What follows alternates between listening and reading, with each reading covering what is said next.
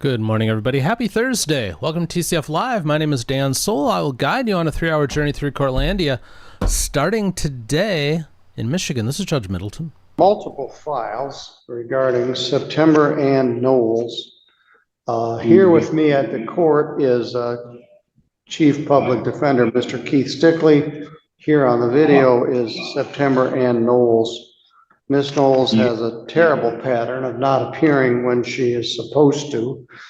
We had a recent set of arraignments with 8 separate cases. I set a $250 bond in each case, hoping we could get the matters to last pretrial.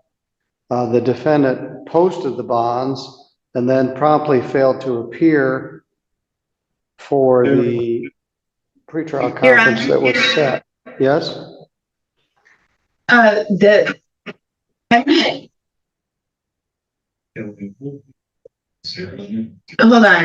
on. May I please have an officer present in this room? Say that again? May I please have an officer present in this room? Oh, Due to there's the not fact an that officer? I don't trust the Polycom due to the fact that I was hacked by my security department. With my security department, ADT is linked to the fire department, the hospital, EMT, and obviously you guys are aware of what happened. Let me ask you a question. And I was already informed by, Judge Patterson even explained and said he told me that I was a victim. So I don't understand why I'm being attacked when I've done nothing wrong but have been left to walk when I was robbed and fucked over. Pardon my language for swearing while I raise my right hand. But I think with all fairness and all due respect that you should hear what I have to say. Well, I'm not unwilling to do that, but let me ask you a question. How did you get arrested either last night or 2 nights ago? When and where did you get arrested? I got arrested in Kalamazoo County. There is a false dispatcher that is calling the cops, the police on me. Right? And by the time I get inside, this is all muting back and forth. It's cutting in and out. All right, I'm sorry. Do you have any Kalamazoo charges? No, they're all taken care of. All right, Time served. Good. I am a victim, and that has been verified. And I won't disagree with that, but you also keep doing things that call you to the attention of. I'm not trying to do anything wrong. I'm trying to get my life back in order, and when I do that, I simply get pulled over. Listen, I can talk to an officer from Kalamazoo County, from St. Joseph County. It can be a sheriff, a city cop. It doesn't. I can make an interaction with the cop, and one cop will chaperone me to where I need to go with no problem. And then the next cop will tell me, just stay on the sidewalk. Or the next cop will tell me. All right, well, let me tell you what, you have very little insight into how dysfunctional you are. You have 9, now, I just talked to you a couple of weeks ago. I gave you 8 bonds. Somebody posted your bonds. Who posted the bonds? My friend, my friend who is willing to, I told him to be present. And I would call him at 8 o'clock. I told him to be aware that I might be called in first thing in the morning by him. He has signed all the way, and he is willing to pay whatever fines and costs for me to get out of here today, so I can proceed with my life, do what I have to do without being falsely accused or wrongfully detained or picked on. Right, and that is exactly what's been happening to me. My family is willing to dispute this. I don't want to sit here and rot. I'm not going to do that. I don't think that's fair, Your Honor. Well, I'm very disappointed. I talked to you at length. I gave you these 8 bonds, and stop. And you didn't get it. You promptly paid me back by not showing up for court.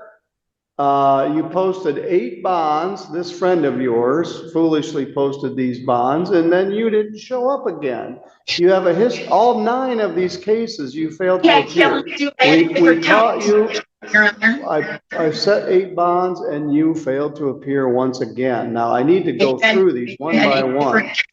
Take care of as well, Your Honor. I told you my home was robbed. My home was taken into. All right, well, none of those give you permission to not show up for court. I'm gonna mute your microphone, and I'm gonna tell you about each of these. Your Honor, can I make an inquiry of the court? And I understand that at this time, Ms. Knowles, I don't believe has been. You might want to keep your voice up so she can hear you. I'm sorry. At this time, Ms. Knowles, and my understanding is, not having personally been assigned to her cases, but just helping out with the arraignment process. Has she been, and I know that she hasn't been charged with a felony to my understanding yet, but that doesn't necessarily negate the fact that she might be eligible for evaluation by the Center for. Well, she may be. I was trying to hold on to her long enough to have Lauren Frank from Pivotal work with her the way we did with some other clients, including Elizabeth Conway and some others, to get some sort of a plan. But she continually posts bond and fails to appear, or gets a citation, fails to appear. So I think that may be an issue. Luke Knopfinger is actually her counsel of record. She has an attorney on all these cases. Right. So Ms. Knowles, let me go through these. I've muted your mic so I can't hear you, but I want you to hear me. This is going to take us a while. As I told you last time, these are all over the place.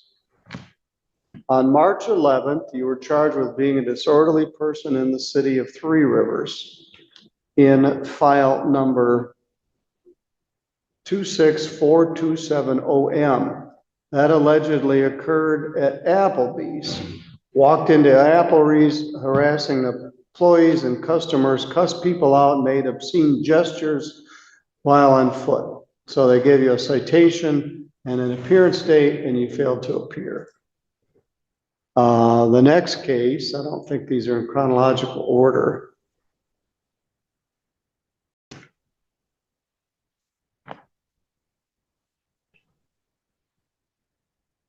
Is file 26127.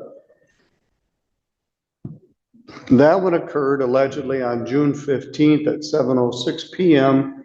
in Constantine. September was standing outside the Harvey house and then entered after being told not to go in there. So they gave you a ticket for trespass and an appearance date of July 2nd. You failed to appear in July 2nd. So one's in Three Rivers, one's in Constantine.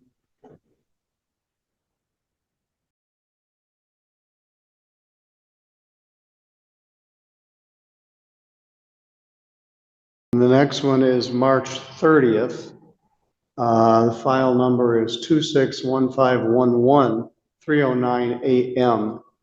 A littering and disorderly person in the city of Three Rivers. I'm not clear where that was.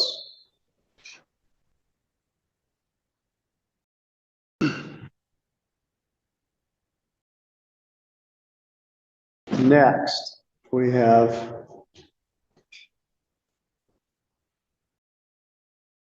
file number 26672. That is April 7th, Main Street and Industrial Parkway in Three Rivers. Disorderly person. You got a citation. The appearance date was May 4th, and you failed to appear. 3:09 in the morning. Not much good happens that late. Then in file 261132,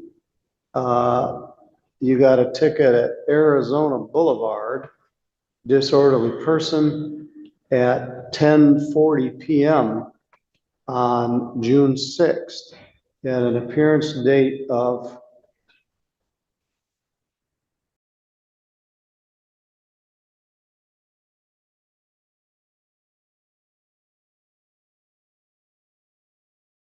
June 23rd, and you failed to appear at that time.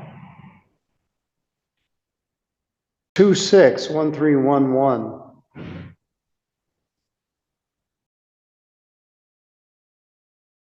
June 5th at 8:24 p.m., a disorderly person in Three Rivers at Main Street and Portage Avenue, right downtown Three Rivers. Your blood alcohol was 0.03. Eesh. That's very high. And again, you failed to appear for that. File 26953. West Michigan Avenue, Three Rivers Fire Department, May 19th at 5:18 a.m. Trespass. Not sure what that's about. You had an appearance date of June 2nd, and you failed to appear.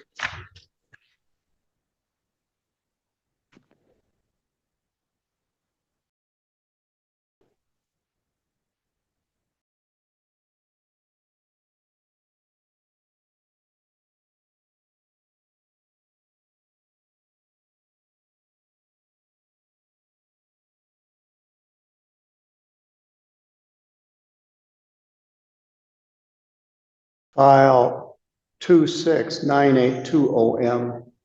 Another disorderly person, Main Street and 4th Street in Three Rivers, 1:42 a.m. You were a breathalyzer of 0.254. Again, they gave you an appearance ticket. You were to appear on June 9th and you failed to appear. Then file 26386,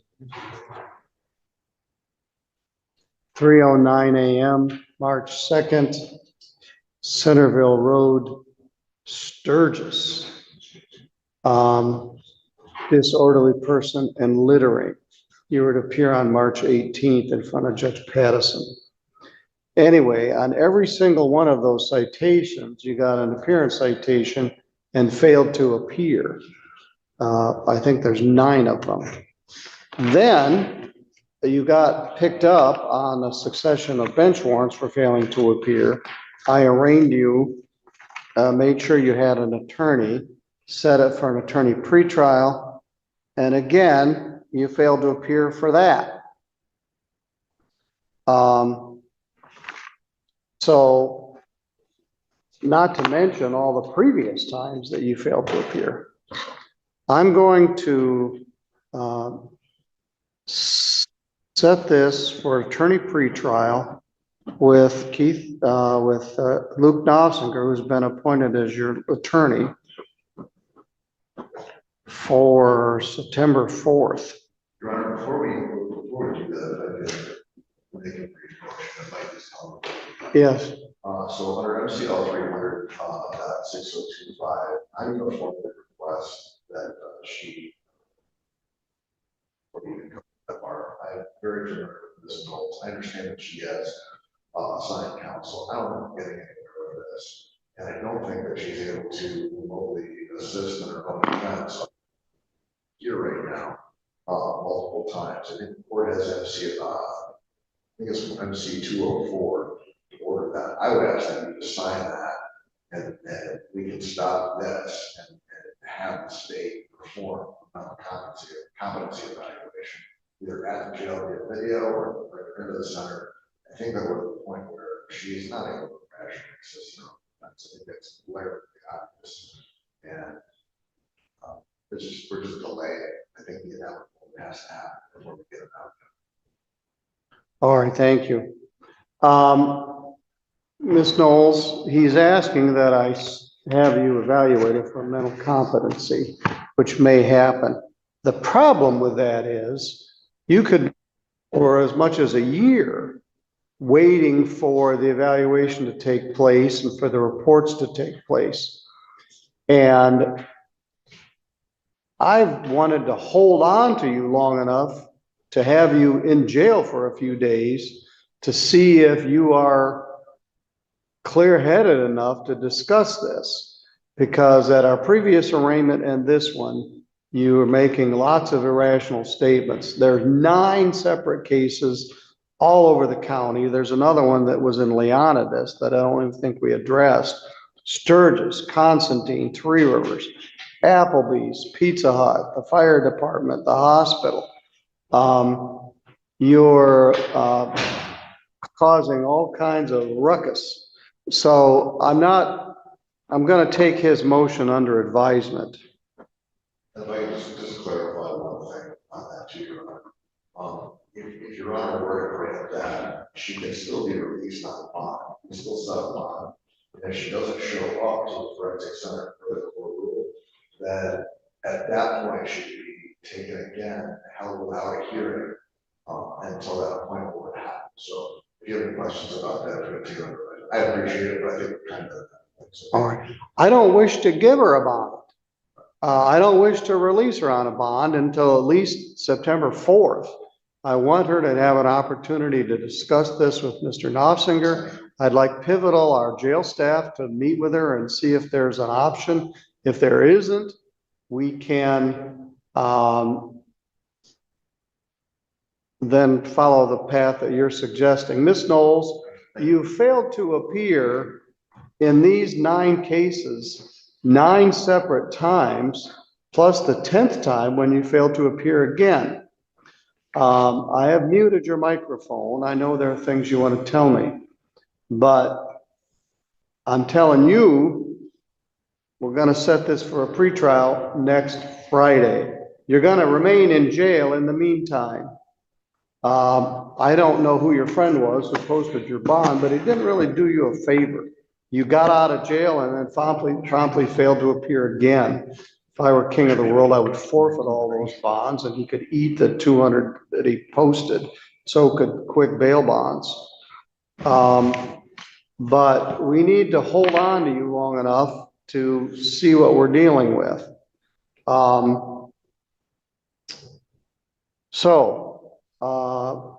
Bond is denied, and the unusual step of misdemeanors until September 4th, 2026.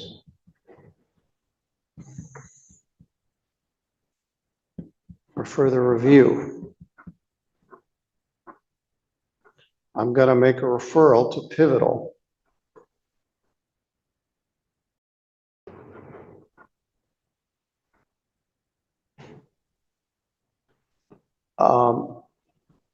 We need a better plan than this.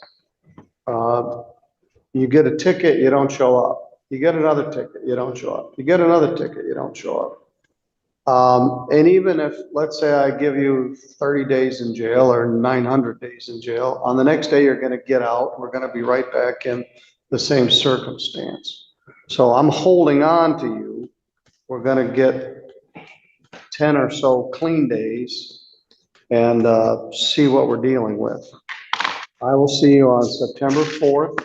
I'm going to make a referral to Ms. Frank at the jail. I'd like you to cooperate with her.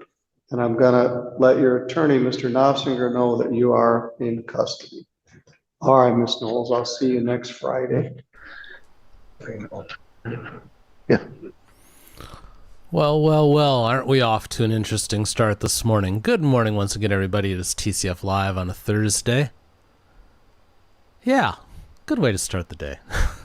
Seriously, I hope she gets her stuff together. I really do, but she's got some stuff going on.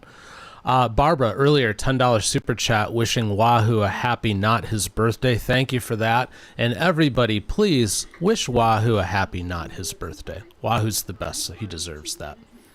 Let's go to Judge McNally. Let's go there. That's right now.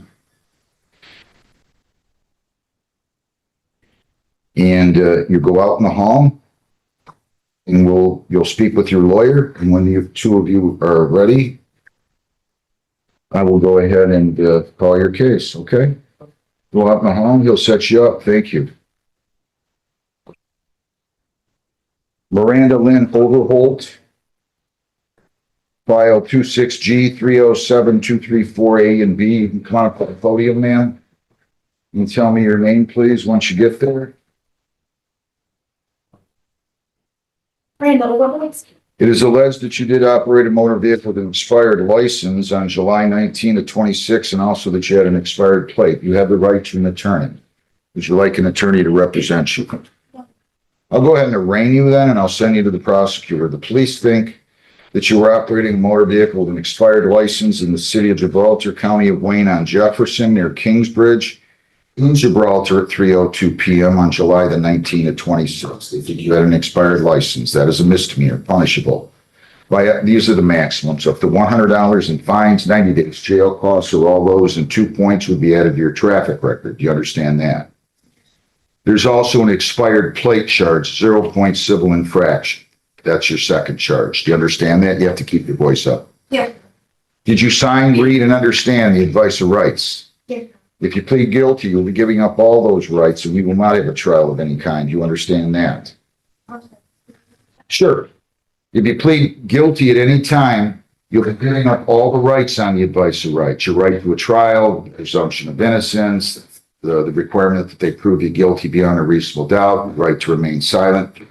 So if you plead guilty, you're giving up all these rights, and we are not going to have a trial of any kind. Do you understand that? Sure.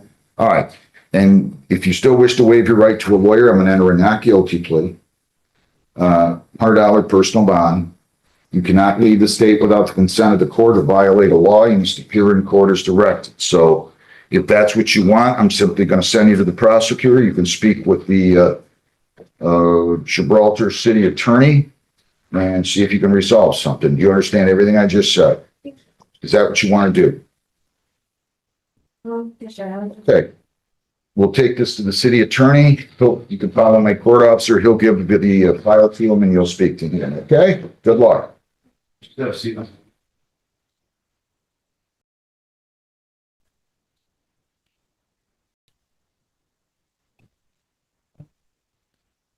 Morning, Heather. Good morning, Judge. Anybody else here? Do we have any other? No. Okay.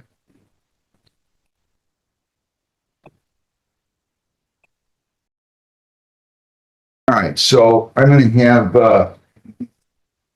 Pack come up here, and I want, so People Against Caitlin, Bianca Pack, 26R514550. I also want Ryan Marcotte and Rachel Byers seated at the table, my right, your left. Ma'am, your name? All right. You didn't pay, right? No, I just, I get paid the 4th. I owe $75 left on it. Good. I was just asking for another extension, All right, so you pay in full by, the 4th. Like, I get paid the 4th, so. yeah, I'll just give you till the 7th, or we're closed the 7th. I'll give you till the 8th in case you can't get it here on the 4th, okay? Okay. All right, good luck. Thank you. Ryan Hunter Marcotte, P6G 307-237. Your name? Ryan Marcotte. Mr. Marcotte, you are in court on a speeding ticket. No, improper pass. You are going to pass the semi while in a no pass zone. You're going to be careful, right? Yes, sir. Yes? Yes, sir. Did you graduate yet? Yeah, I just graduated this From year. where? Carlson. Now what are we doing? In the fall, I'm going to trade school in West London. Good. All right, so you're going to plead to impeding and you're going to stop driving like that, right? Yes, sir. All right, to that charge, impeding traffic, responsible or not responsible? Responsible. All right, I'm going to accept your plea. Good luck to you. 150 is your total. The improper pass is dismissed. You can go down the hall, take care of that. I wish you well. Thank you, Your Good Honor. luck. Rachel Renee Byers, 26G307-207. Good morning. Your name? Good morning, Rachel Byers. All right, let me see what they wrote up here. You're going to plead to impeding traffic. They are going to dismiss the improper lane use. True? Is that what you want to do? Yes, sir. To Sorry. that charge of impeding traffic, responsible or not responsible? Impeding back. Yeah, I'm responsible. I'll accept the plea, dismiss the improper lane use. 150 is your total. You're all set. Okay. Have a good day. Good luck. Thank you. Nathalie Marie Springhoff, 26I415301. She is on Zoom, Judge.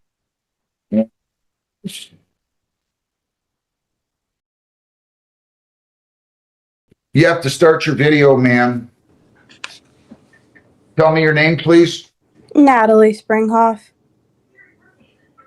Where are you? It looks You like said- you're at a St. Patrick's Day party or something. What if, anyway, we're gonna dismiss this, okay? The officer didn't show. Why did I adjourn this again? Heather, can you remind me?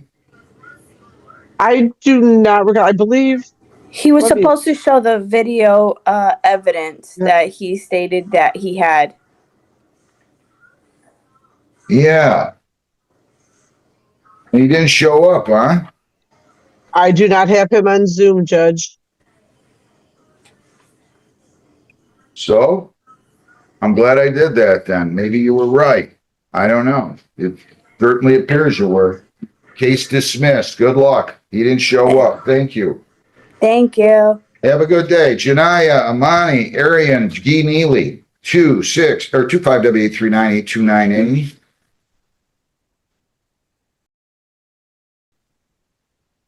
Call in, Jessica, please.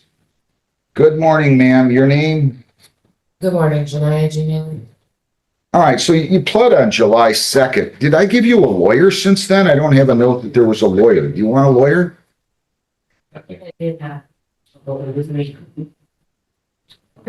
Well, tell Jessica not to come now. I'm sorry. I'm going to set you up with a lawyer, okay? So John, set her up with a lawyer and we'll go from there. Do you have a note as to who represented her in any of these hearings, Heather, anywhere in the computer? I don't see any lawyer on here. Let me just double check the ROA. I think she had a lawyer at the time, kind of I'm a showing plea. her in June. Let me see. So I gave you a jail start date is what I did for today. And I told you to surrender to the 25th District Court on your warrant on that date. Did you do that? Sorry, which district? 25th, which is in Lincoln Park. Yes, I gave you You that. took care of that? Yes. I gave you 30 days to start today.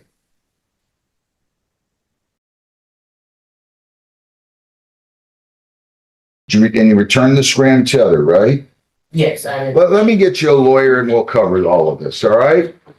I'll get you a lawyer. Go out my way, he'll set you up. Thank you. Brett Pruitt, 26G82588A, B, C. And I also have 26G82589. Hang on one second. A and B and C, and I also have 26G82590. Good morning, Mr. Lechner. Morning, I'm Attorney David Lechner, 679 Bullock, stands my life. Can't give him much more time. This case is getting old. I understand that, Your Honor. Mr. Pruitt, your name? Brett Pruitt. I've been meeting with the prosecutor, and I've been talking to the sergeant outside of the board. I understand. A couple of issues have been addressed. I showed proof to Mr. Bologna, so the car has been addressed. The car is tag titled, it's operable. I've shown a video of it driving to the prosecutor. 1 second. Call in Mr. Bologna. I gotta set this for trial. I mean, I can't allow this to go on forever. Is he not moving quick enough? What's going on here? Well, he's He's had, He's addressing the issues. It's just taking longer than he works as well, so it's not a lot at once. well, I'm gonna let you talk to him about whether or not he wants a jury or a bench trial. We're gonna set it for trial and a final pretrial. And then you can talk to him right now and we'll go from there, okay? And obviously, if there is a bench trial, you're gonna have to get the prosecutors concurrence. Mr. Bologna, your name? Good morning, Aaron. Anthony Boy, I'm able to speak. So I don't have a problem with one more adjournment. I have to set this for trial. I told Mr. Lecter to speak to his client and determine whether or not he wants a jury or a bench. So you guys can talk further. I mean, I don't mind one more final pretrial, like in 3 weeks or something, but I gotta kind of move this along. So, Mr. Pruitt, without saying anything, just know that you gotta move this along, okay, sir? You understand what I'm saying to you? So, I'm saying we gotta move this along, okay? So I'm gonna let you talk to your lawyer. Your lawyer will talk to Mr. Bologna, and then you guys tell me what you want to do, okay? yes, sir. Thank you. And Heather, in the meantime, you can give me you can pick out a date for a final pretrial in a bench or a jury. I guess bench and jury, you have different days, but.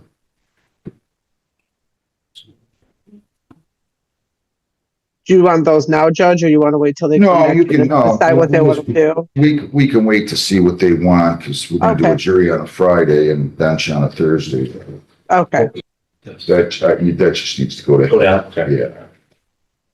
It's just a agenda. For the pretrial, Judge, do you want to do 2 or 4 weeks?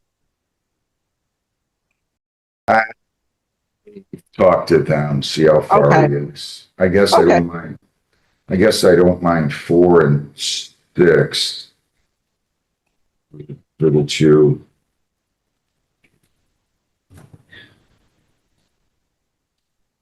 Morning, Mr. Good Devin. morning, Judge. How are you? Jesse Lee Gibson, and I've got Tanya. Let me see it. Take your time. Thank you. People against, Brace, Tana James Brace. 26T 6490339A and B. Good morning, Judge. Staff, John Graziani, bringing on behalf of Tanya Brace. You want to come before you, ma'am, state your name? Hannah Robbie. All right, and, Mr. Graziani, on the misdemeanor, does she stand mute and waive formal reading? Yes, she does, Judge. That's a leave the scene of a property damage accident. So the prosecutor's going to dismiss that, am I right? That's correct, Judge. And she's going to plead responsible to, failure to stop for clear distance. Yes, sir. Is that what you want to do? That's 2 points, okay? To that charge of, failure to stop assured clear distance, responsible or not responsible. Can you tell me a little bit? I'll accept the plea and dismiss the leave the scene, but Judge, she felt that the officers had known about it. It was I don't know, no disrespect, stupid mistake. She's got a lot on her mind. She's enrolled in Christian private school, and she just recently moved in from Arizona. It's still unfortunately getting to know the area, but it was a stupid mistake. She had no. was it another car? Right. Was she involved in an accident with another car? Yeah, I tapped a vehicle from me turning the other way. I thought they had left already and I was heading over. Okay, 195 is your total. Leave the scene dismissed. Good luck. Thank you. Judge, did she have a few weeks to? How much time do you need, ma'am? I'll give you until September the 11th, okay? If you need more time, you call the court, we'll go on Zoom, or you can come up here and I'll be glad to, give you an extension. all right? Thanks, Judge. Good luck. Good luck. All right, people against, Jesse Lee Gibson. This is 26G306913. Do I have the victim here on this? Judge, I don't know if they're appearing, but in discussions with Mr. Gibson, again, John Graziani, you're gonna be having Jesse Gibson, identify yourself. Leslie Gibson? My understanding is that there was $330 worth of damages, and I presume, obviously, would have to be a part of this, sentence agreement. Check something here.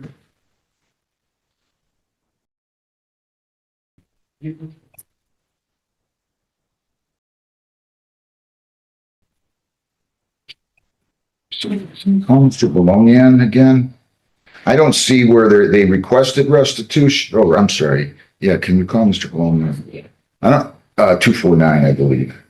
Judge, it was my understanding through my discussions with Mr. Gibson that he wants to pay the restitution, whether it's through that victim, but I prefer. Hi, it's Tanya. No, I get it, but I'm just curious as to where they came up with that, because I don't see anything in the file where they asked for restitution before.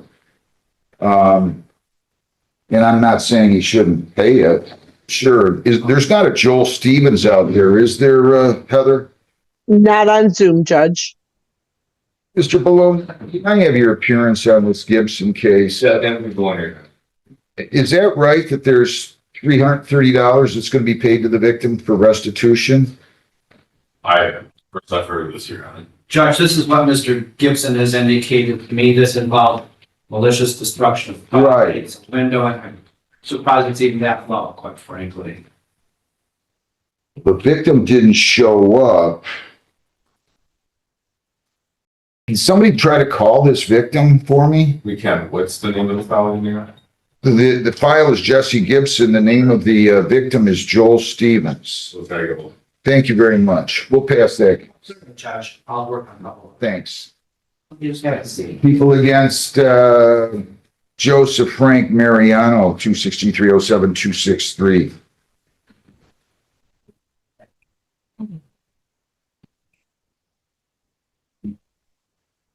How you doing, sir? Pretty good, Your Honors. Your name? Joseph Frank, Miranda. What, you convinced them you were right? I explained my situation and they accepted the fact that at the time we parked there were 2 other cars parked there, it was an abandoned gas station, no signs of no parking, and I'm 72 years old, I haven't done anything wrong in 72 years. So Good for you. I've done things wrong and well, I mean, I've done some silly things, but nothing where I've gotten tickets for, so. well, congratulations. They're gonna go ahead and dismiss it. You're all set. Good luck. Thank you, Your Honor. Have a good day.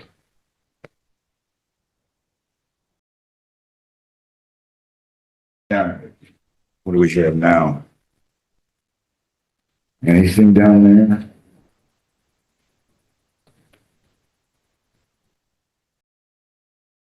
The weather's supposed to be like nice. That's 70s, low 80s. Yeah, Yeah, that's perfect. Yeah. perfect.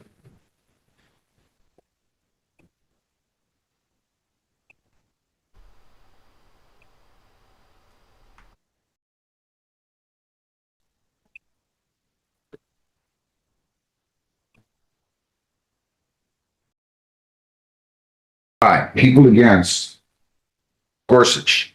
Stanley Robert Alexander Gorsuch, come on up to the podium, please. 260-649-188 A and B. Your name, sir? You're charged with driving on a suspended, and you also have an expired plate. There was a warning on the no insurance. You have the right to a lawyer. If you want one, I'll give you one. Do you want a lawyer?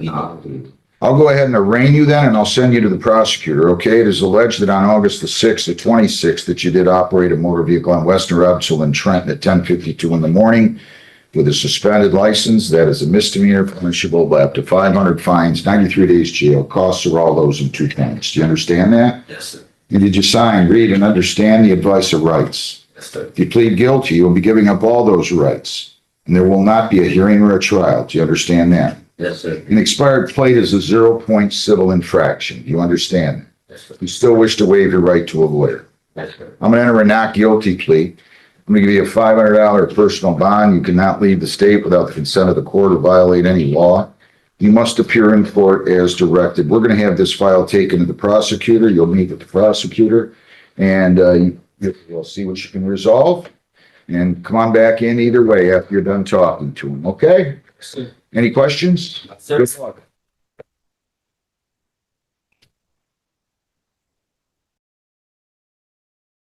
Let's see.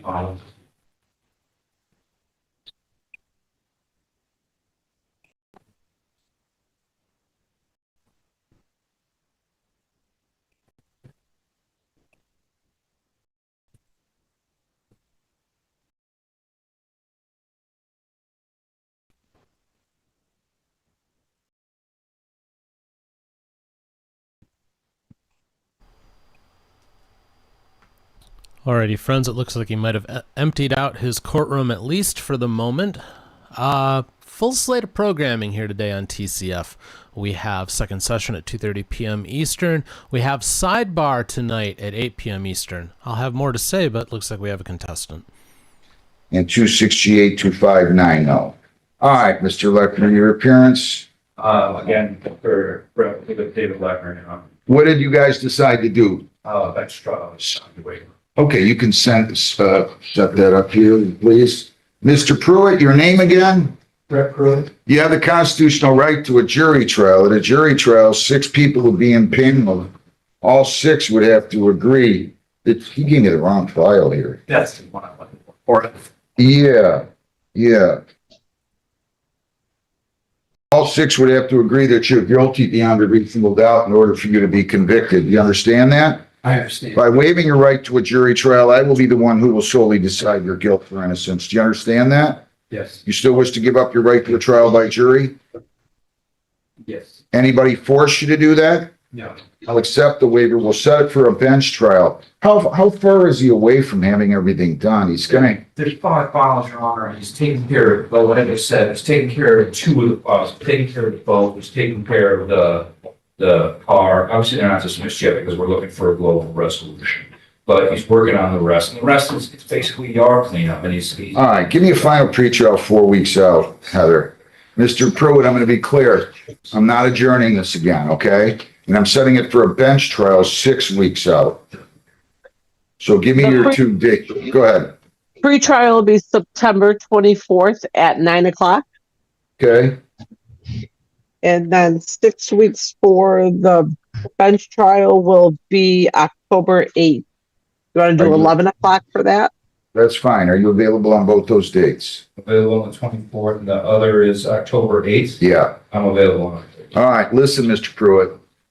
I'm not adjourning anything here, okay? So you're gonna have to get moving on these, all right? I'm going out of my way here. I'm not gonna do it again though, all right? Appreciate you. All right, so September 24th and October 8th, you can go down the home and get your new notice and you're all set. Thank you. Have a good day. Thank you.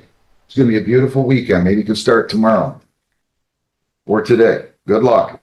All right, thanks. Stephen Thomas Green, 25W706812. Who's his lawyer? Mr. Baldwin, Okay. Mr. Green, your name? Attorney Mike Baldwin, P 65417. Good morning, Judge. Good morning to you. Mr. Green, your name? Stephen Green. Judge, Detective? go ahead. Detective, your name? Detective Davis, Woodhaven Police Department. We have a flee and elude in the 4th degree. How is he going to proceed on this? Thank you, Judge. For purposes of arraignment, my client is going to stand mute, waives formal reading of the general information and complaint. Very briefly, he's in a correctional facility until 2029. All right. Sir, you do have the right to remain silent. You don't have to say anything. If you say something in or out of court, whether orally or in writing, it can be used against you. You have the right to a lawyer at all subsequent court proceedings, and if you ever choose to submit to questioning with law enforcement officials, you do have the right to be represented by a lawyer at that questioning. You also have the right to a probable cause conference that will occur within 14 days. You also have the right to a preliminary examination within 7 days thereafter. At the probable cause conference, your lawyer will discuss this case with the prosecutor. At the preliminary exam, the people will have to show that the crime was committed and that you were the one who probably committed the crime. If they prove that, you'll be bound over for further proceedings to the Criminal Justice Center in Wayne County Circuit Court. If they don't prove that, the case will be dismissed. Do you understand all of that? Yes, Your Honor. All right, Detective, can you go about figuring out a way to get him printed, please? I'm going to give you a probable cause conference September 8th at 9. September 15th at 11:30 will be your preliminary exam. You're going to be in front of Judge Hessen on those dates. I'll address bond now. What do you have to say, Mr. Baldwin? Thank you, Judge. My You probably client want a cash bond, right? I want a nominal bond, please. Although he is sentenced, I think his jail credit would start on a sentencing of this case if it gets to that level, and then he can start to accumulate jail credit. He's at the Woodland Correction Center until October of 2029. I have submitted. 10,000, 10%. You cannot leave the state. You cannot violate a law. You must appear in court as directed. No contact with prosecution witnesses. You're not going to leave the state because you're in custody. So that's the bottom line. We'll conduct this on September 8th at 9. Again, that'll be in front of Judge Hessen. So we'll make sure we give him. What's that? I submitted an appointment form and signed his name with permission. Can you please consider appointing him an attorney so that form gets to where it needs to go internally? Absolutely. Thank you. I'm glad you did that. All right. So we're all set. And we'll appoint him a lawyer. Thanks. Have a good day, Mr. Green. Thank you, Mr. Baldwin. Thanks, Detective. Thank you, Judge. People against Jones. Malik Ravy Jones. This is file number 26B720925.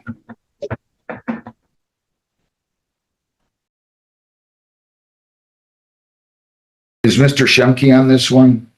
He's awesome. Mr. Shemke, can you state your name, please?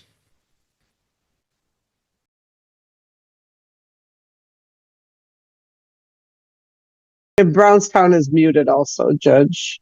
Yeah, you guys are muted there. Mr. Shemke, I need you to start your video, please.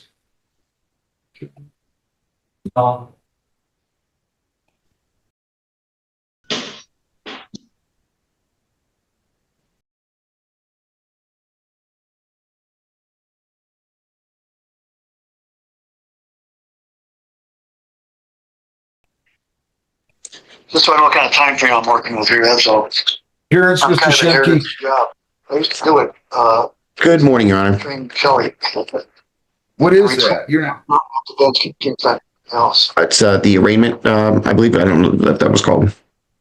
No, I know that, but what was that? Is that another court? You can't be doing that. You know that. No, Judge, I was getting a phone call and I was just telling him that I was putting him on hold. No, I'm not doing any other courts, Judge. All right. Your appearance? Christopher Shemke, appearing on behalf of my client, P74025. At this time, we consent to the matter being heard via Zoom. Sir, your name? Mr. Jones, your name? Yes, Your Honor. Mr. Malik Jones. And Detective, your name? Good morning, Your Honor. Detective Crystal Tulas, Brownstown Police Department. All right, so we have a carrying a dangerous weapon with unlawful intent, CCW, felonious assault, felony firearm, and then another count of felony firearm. So for purposes of arraignment, how does he wish to proceed? Your Honor, as to the arraignment, we waive formal reading. My client stands mute. All right, sir. I'm going to advise you of your rights. You do have the right to remain silent. You do not have to say anything. If you say something in or out of court, whether orally or in writing, it can be used against you. Do you understand that? Yes, Your Honor. You have the right to a lawyer today. You have the right to a lawyer at all subsequent court proceedings. And if you ever choose to submit the questioning with law enforcement officials, you do have the right to be represented by a lawyer at that questioning. Do you understand that? Yes, sir, Your Honor. All right. You have the right to a lawyer, and I'm going to ask that you have him fill out a petition for one, Detective. You have the right to a probable cause conference within 14 days. At the probable cause conference, your lawyer will discuss this case with the prosecutor. At the preliminary exam, and you have the right to one, they have to prove that the crimes were committed and that you were the one who probably committed the crimes. If they prove that, you'll be bound over for further proceedings to the Wayne County Circuit Court. If they fail to prove that, then any count if they fail to prove both types of probable cause as to, then that charge would be dismissed. Do you understand that? Yes, sir, Your Honor. All right, so the probable cause conference is going to be September the 8th at 9:15. That will be in front of Judge Hessen. Preliminary exam will be September the 15th, and that will be at 11:15 in front of Judge Hessen. So I'm going to listen to whatever you have to say regarding bond counsel, and we'll go from there. Yes, Your Honor. My client is not on probation or parole. To my knowledge, he's had no contact with the judicial system. He's 18 years old, graduated high school in 2026. Currently has 2 jobs. He works at McDonald's, but he also does secondary assistant work doing home mobile home repairs. He lives in Brownstown with his mother and his sibling. He has a strong family support system. I'd strongly ask for leniency considering my client's lack of criminal history and his age. Thank you, Judge. Thank you. What do you want to say, Detective? Your Honor, we would leave bond in the court's discretion, but would ask the court to consider the seriousness of the offenses.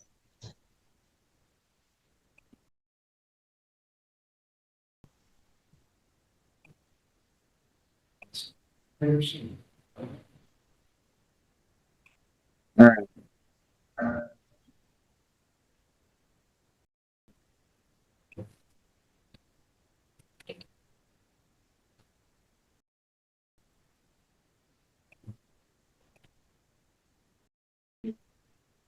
$15,000, 10%. You cannot leave the state without the consent of the court or violate any law or ordinance. You must appear in court as directed. No contact with the victims. Dominic Dansford, Jaden Taylor, Rondasha Diamond, Zane Roberta Hibbett, and or Rebecca Ames. Recca Ames. You're not to possess firearms. You're not to possess dangerous weapons. You're not to have any contact with prosecution witnesses except through your lawyer. You've already printed him and photographed him, right? Yes, Your Honor. Your Honor, if I may, with respect to the contact with prosecution witnesses, some of the listed witnesses are his family members. It's my understanding he resides with them.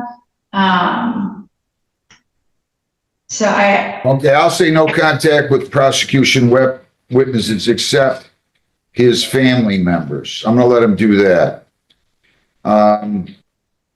Sir, you live in Brownstown, correct? Yes, Your Honor. How long have you lived at Pine East?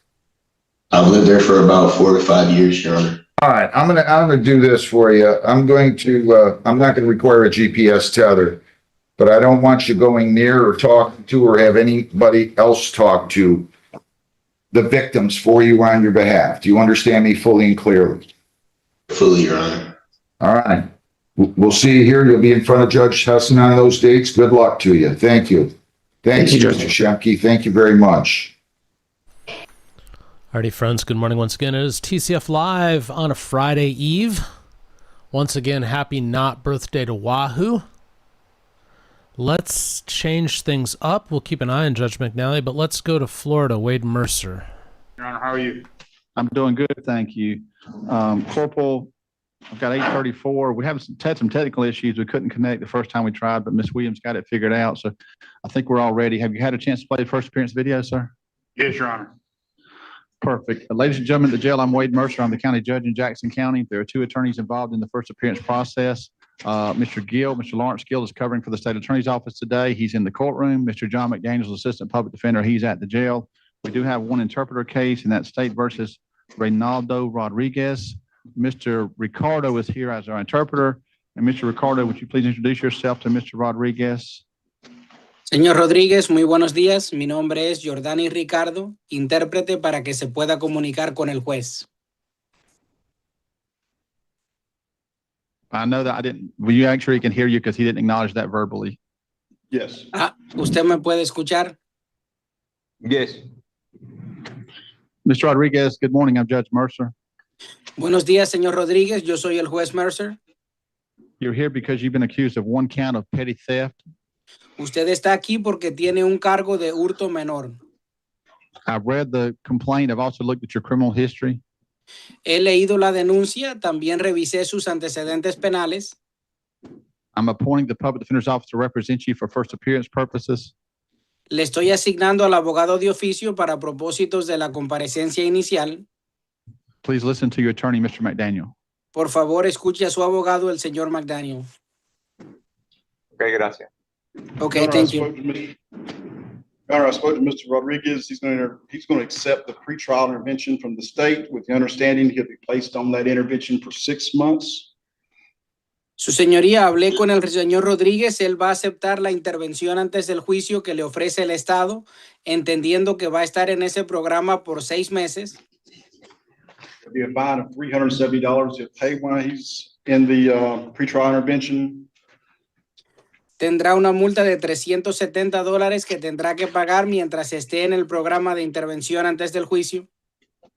He stays out of trouble, gets the fine paid in 3 months, the case can be dismissed. Si no se mete en problemas y paga la multa en un plazo de 3 meses, se le puede desestimar el caso. That resolve this case today, Your Honor. Can you repeat for the interpreter, please? That will resolve his case this morning, Your Honor. Y eso resolvería su caso esta mañana, su señoría. Thank you. Mr. Gill, is that agreeable with the state? Yes, Judge, we would be asking as a condition of his PTI that he not be able to possess or consume alcohol, given the alleged incidents. Señor Gill, ¿está de acuerdo el Estado? Lo está su señoría. Estamos pidiendo que se le añada una condición al programa de intervención antes del juicio, que él no pueda poseer ni consumir bebidas alcohólicas debido a las alegaciones que hay. And Okay. Okay. Did, Mr. McDaniel say no contact with Walmart? I didn't. No That contact should be with a- Walmart. Y no contacto con Walmart. Mr. Goodson? That's a standard condition of the PTI. Do I need to put a special condition also? No, it's just Mr. Gill's making sure he understands that. Thank you. Mr. Rodriguez, did you hear that PTI agreement, sir?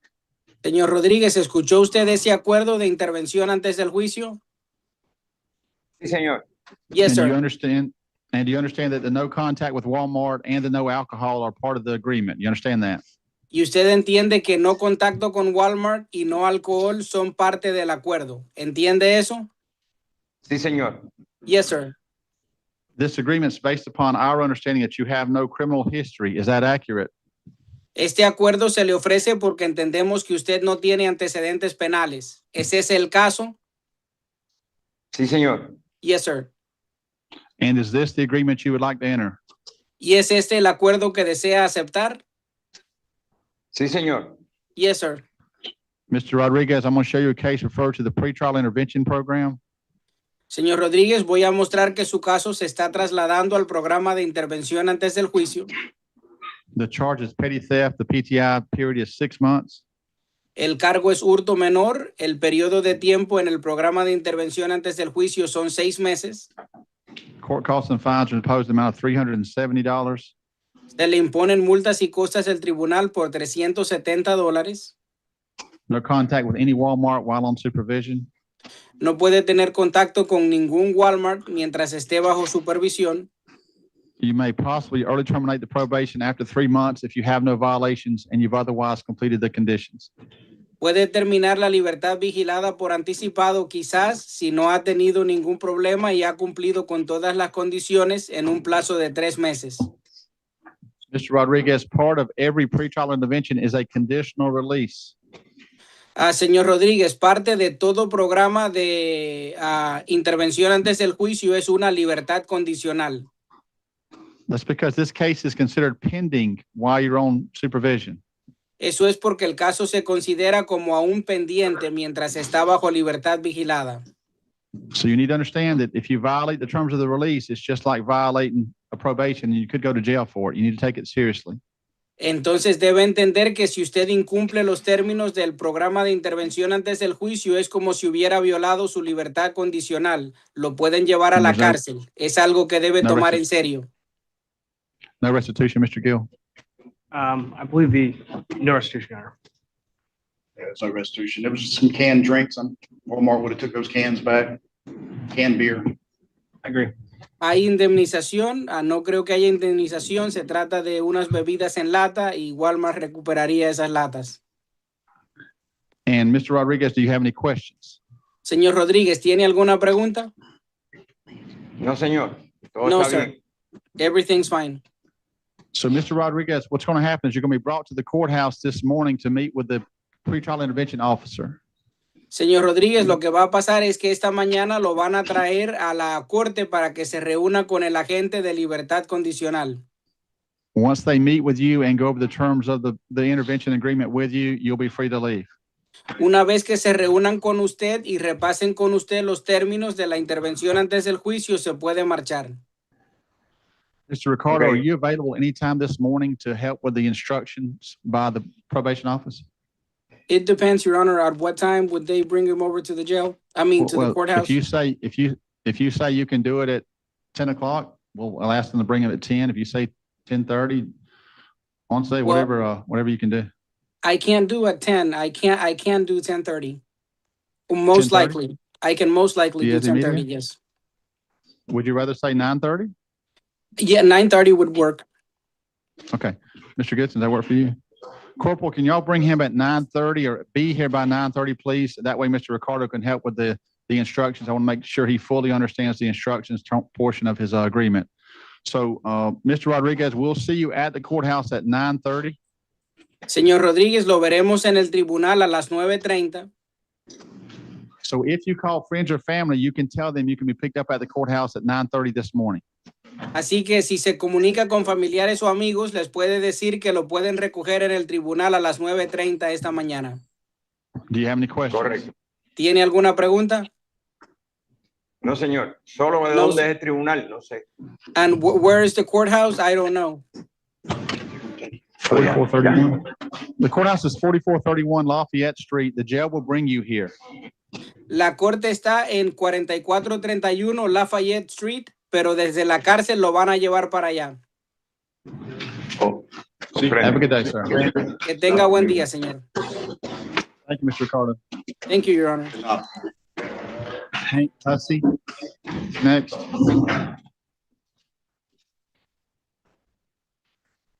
Mr. Hussey, good morning. Mr. Hussey, you're here because the violation of probation that we kind of were anticipating has came through. It's signed by Judge Garcia. I'm looking at a copy of it now, and it does have no bond on it. Mr. Hussey, I'm going to go ahead and get you arraigned this morning.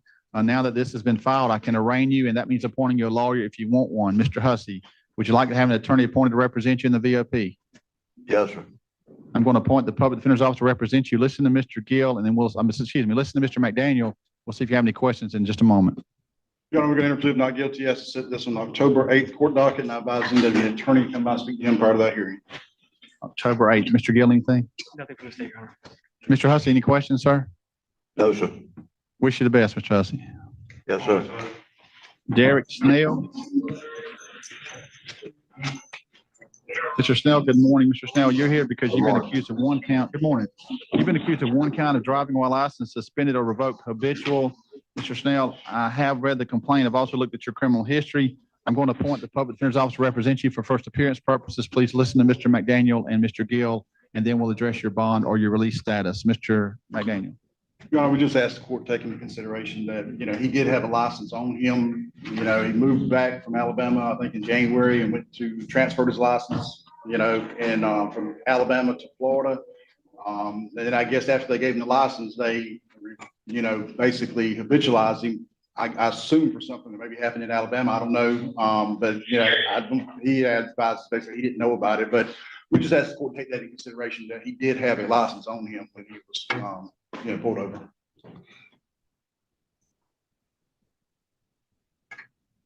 Did he have two licenses? Or He just had his one? old Alabama license and his new Florida license that he had got transferred over to Florida. So the part where it says the license was cut in the bottom right corner, does that mean, is that how Alabama does it, Mr. McDaniel? Do you know? I've never heard of that before. I could not figure out the significance of it. I've never seen or heard that done before. Usually every agency I ever did, it takes a license and they cut it up and destroy it. They don't cut a corner off of it and give it back to you.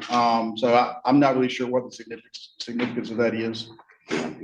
Okay, thank you. Mr. Gill, anything from the state? Judge, we're just asking for a reasonable bond, and that also there's a condition that he not possess or consume alcohol. Because there was alcohol involved in this when he was driving. He admitted to drinking alcohol. There was never a DUI investigation. Well, there was FSC. It appears that everything was fine. There was no. But I don't see a connection between the alcohol and, his drive. I mean, he's driving. I don't know if I see a strong connection between that. I mean, it's a civil ticket to, be driving while you're drinking, if you're not intoxicated. So I have a problem setting a bond. I'm going to find there is probable cause. I'm going to set him a bond. I'm going to set him a bond of $2,500 cash or surety. There is evidence he knew there were issues with the Florida license in the complaint, although he may have some defenses, as Mr. McDaniel's pointed out. But the complaint does say that he said there may be something going on with my license. It could be suspended. So your bond's $2,500. Mr. Gill, I'm not sure that I see the connection between the alcohol and the crime. Anything else you want to make an argument on that in that respect? This is a request by the state. Okay. So Mr. Snell, I'm not going to, if it was a conditional release, all conditional releases have a condition of no alcohol.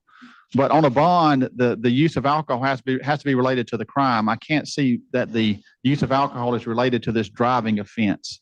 So I'm not going to limit your use of alcohol. I don't think that's appropriate for the charge of driving while license suspended. If it's a DUI, it'd be different charge, different case, different analysis. So your bond's $2,500. You got the regular bond conditions of anybody. You do have a condition not to drive a motor vehicle at all unless you get your license straightened out. If you get caught driving, that's going to revoke your bond and you likely go to jail with no bond. Mr. Snell, you're going to use the phone in a few minutes, sir, to try to post that bond. You post the bond, you'll be released. The jail will also give you a notice for your court date, which should be Mr. Gill. August. Do you want? Oh, I'm sorry. Do you want him given the October 6th court date, knowing that y'all have not had a chance to review the criminal history yet? I don't want him to be getting a notice and show up on the wrong day, but I'd like to give him a notice. I know that habitual offender statute is kind of confusing. It's got to be. Yeah, it is. I'm fine with October, Judge. Okay. So we're going to give you the October 6th court date. I'm going to suggest you call the clerk's office the week before court and double check that, make sure that date hasn't changed. Okay. Okay. All right. Any questions? No, sir. All right, sir. I wish you the best. Dipen Patel. I'm not sure how to pronounce that first name. I apologize if it's incorrect. Mr. Patel, good morning. How do you pronounce your first name? Good morning, sir. Sorry? How do you say your first name? Dipen. Dipen? Mr. Yes, sir. Patel, you're here for one charge of battery. I've read the complaint, sir. I've also looked at your criminal history, which appears to show no prior criminal history. So I'm going to appoint the public defender's office to represent you for first appearance purposes. Listen to Mr. McDaniel and Mr. Gill, and then we'll address your release status. Mr. McDaniel. Your Honor, we just asked the court to consider some kind of cash bond. I've advised him and talked to him about his brother, and he's got to, stay away from him and, have no contact with him until this case is resolved for the current time. Okay, thank you. Mr. Gill. Judge, we're just asking for a reasonable bond that he not have contact with the alleged victim. And we're also going to ask that there be a condition that he not be able to consume alcohol. I know that there's an issue where he owns a liquor store, but that's what the state is requesting. Was it him? And then I this think one, it was the brother. I think it was the brother that was drunk, not him. I mean, I don't know if you noticed that. It says here, the victim further advised that he and the defendant had been consuming alcoholic beverages. yeah, so this one's different than the last one. There's evidence that you consume alcohol and that affected, arguably was involved in the commission of the crime. So here's what I'm going to do. I'm going to set you, the state's not opposed to a cash bond, Mr. Gill. No, Your Honor. Cash bond is $250. You have a condition of no contact with your brother. You have a condition not to consume alcohol. The normal condition is not to possess or consume. But in your case, because of your work environment, I'm not going to limit your possessing of it. I'm not trying to affect your ability to work. So you can handle checking people out and stocking shelves and things like that with alcohol. You just can't consume alcohol while this case is pending. You can have no contact with your brother at all. Now, if you live in the same residence, that means you've got to go somewhere else. If you work in the same place, that means you can't work at the same shift and have no contact with each other at all. Mr. Patel, you'll get a chance to use the phone in just a few minutes, sir. You post that cash bond, you're going to be released. The jail will give you a notice for your misdemeanor court date arraignment, which will be September 28th. September 28th at 9 a.m. They'll give you that handwritten notice before you leave the jail. Mr. Patel, you will not get a notice in the mail. That notice they're giving you right now will be the only notice you get for your court date. Do you have any questions? No, sir. Have a good day, sir. Thank you. Thank you, sir. Yes, sir. Daniel, anything else from the public defender's office? No, Your Honor. Mr. Alrighty, friends, now entering hour 2 of TCF Live. So in the first hour of the show today, we've had over 500 people visit us already, which means there's probably some new people out there. So if you are new to TCF, if you haven't joined us before, do take a moment and say good morning to us in the chat. You'll find us to be a friendly folk, and we'd love to hear from you. Alrighty, let's go back up to Michigan. Let's say good morning to Judge Oakley. Good morning, folks. Have a seat.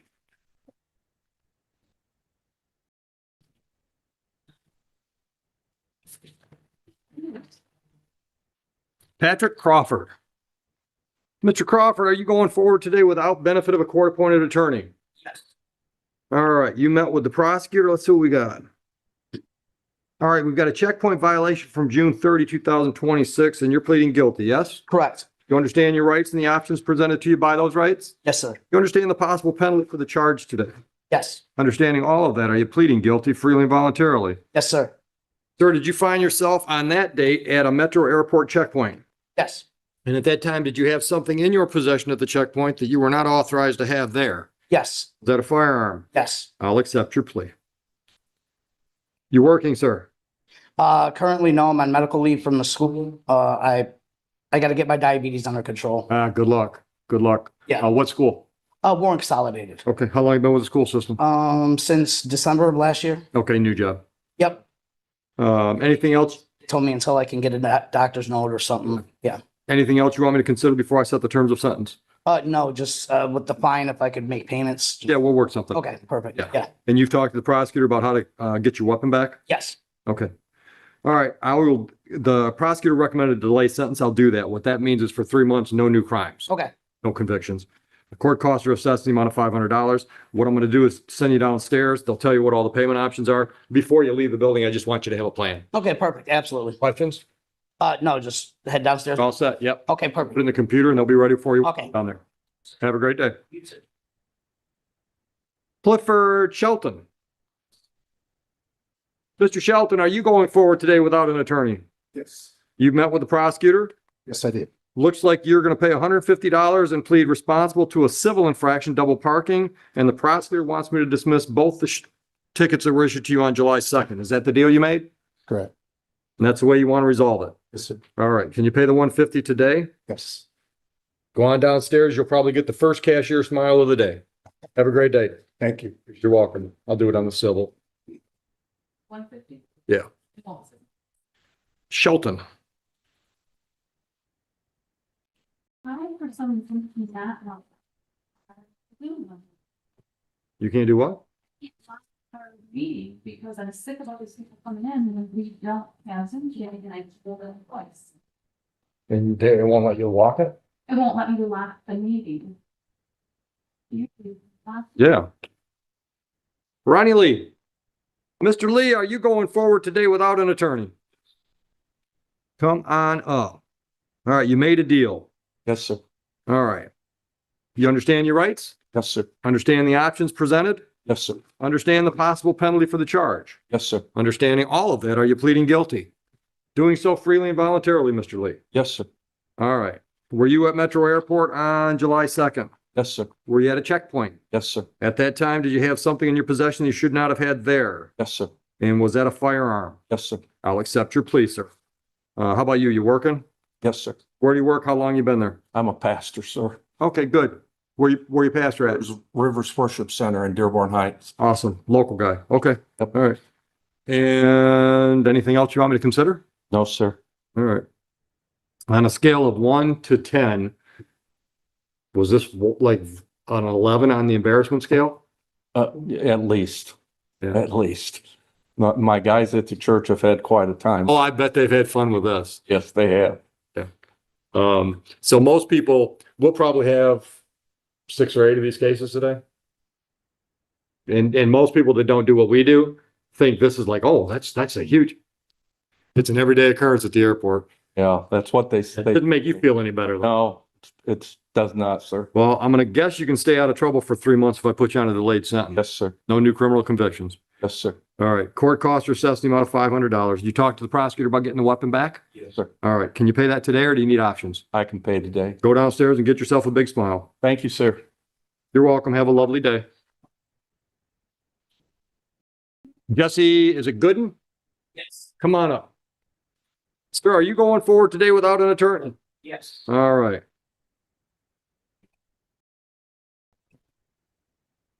Who is this person, sir? Gooden. Goodwin without the W. Okay. All right. So prosecutor wants me to take a plea from you to no valid operator's license on person and dismiss all 3 charges that were originally issued on July 1, right? Yes. Okay. You understand your rights and options, sir? Yes, sir. You understand the possible penalty for the added charge of no valid operator's license on person? Yes, sir. Understanding all of that, are you pleading guilty to the charge freely and voluntarily? Yes, sir.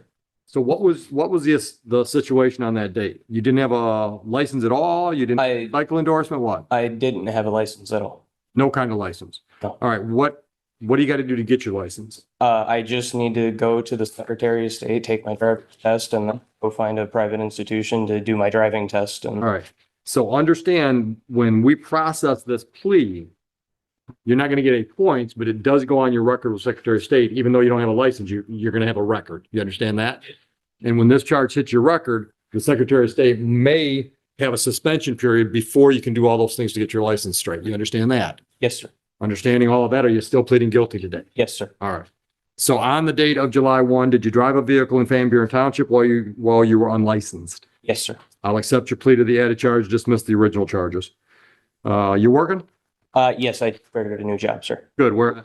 Liberty Tuned Components. What do they do? We manufacture ammunition, car parts, things like that. That's a strange mix. Well, we just do a few car parts here and there just to kind of keep us going in between the ammunition orders. Where are they at? Right out in Milan, right by the high school out in Milan. Didn't know we had any ammunition manufacturers in Milan. Oh, yeah. All right. Anything else you want me to consider? No, sir.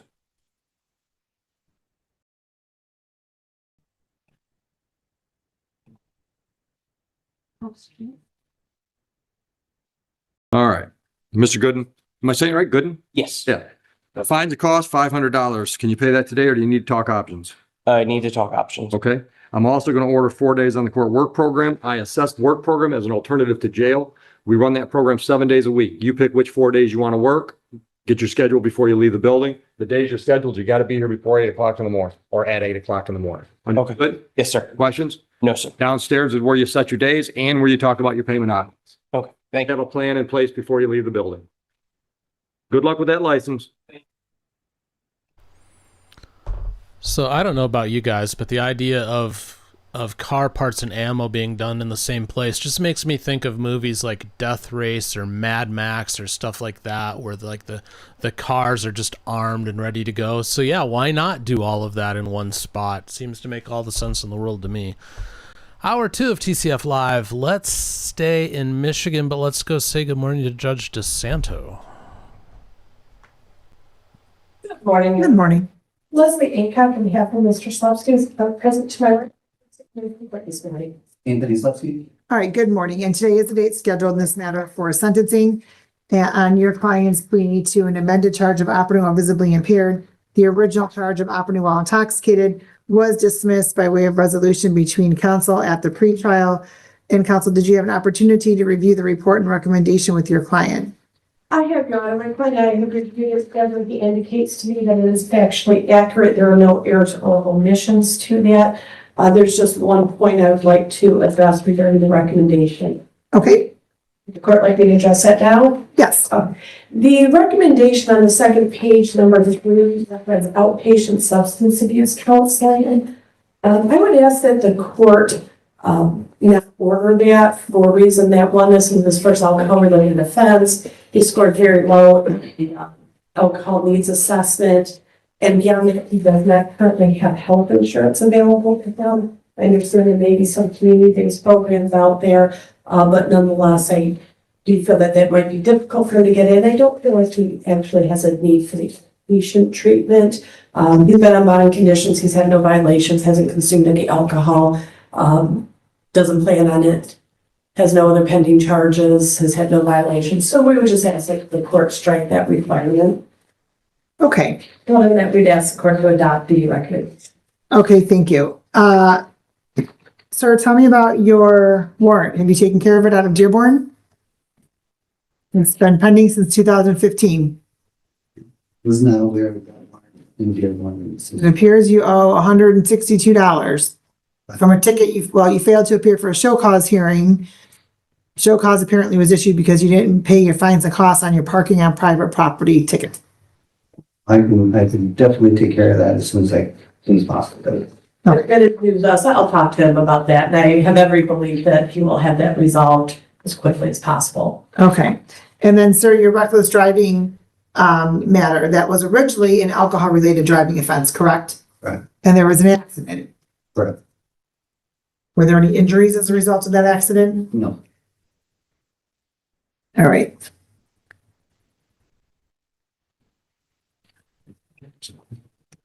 So, counsel, I believe the recommendation from probation for the outpatient was based upon his prior alcohol-related driving offense from Nevada, even though that wasn't the conviction.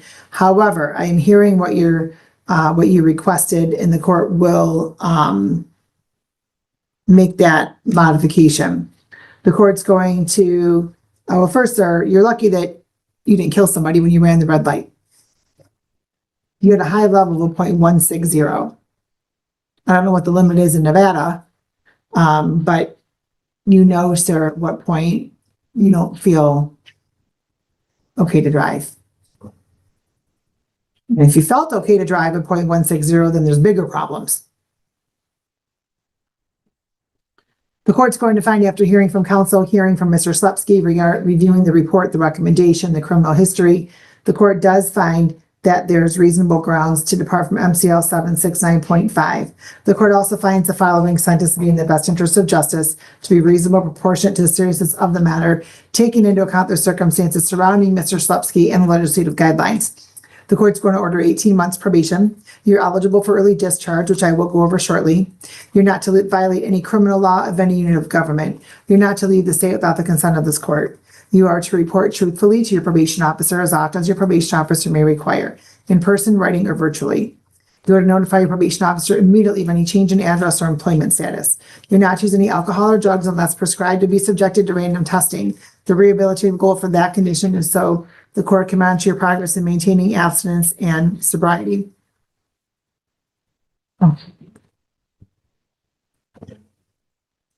The court's going to also order you to participate in the chemical awareness program. The rehabilitative goal for that, sir, so you can further educate yourself regarding substance and alcohol use so you can make better informed decisions in the future, hopefully preventing this matter from happening again.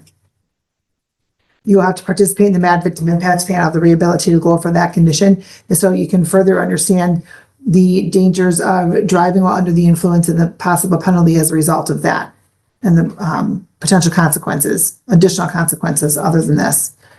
The court's going to order 5 days on the court workforce. The rehabilitative goal for that condition, sir, is so you can further give back, develop life skills and give back to the community. The court's going to also order mandatory incarceration for any violation, and then you are to clear your warrant. Any questions regarding those conditions? No, Your Honor. The court's going to order the following fines and costs. $300 fine, $100 screening assessment fee, supervision oversight fee of $900. That's 18 months at $50 a month. Since you are eligible for early discharge, up to half of that could be waived. $300 for the cost of prosecution, crime victim assessment fee of $75, justice system assessment fee of $50, workforce $200. That's 5 days at $40 a day, and the chemical awareness program of $75.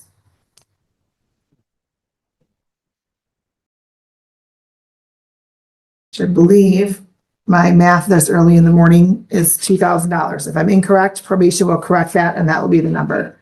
You did post a bond, which can be applied. Well, Mark posted a bond, and Mark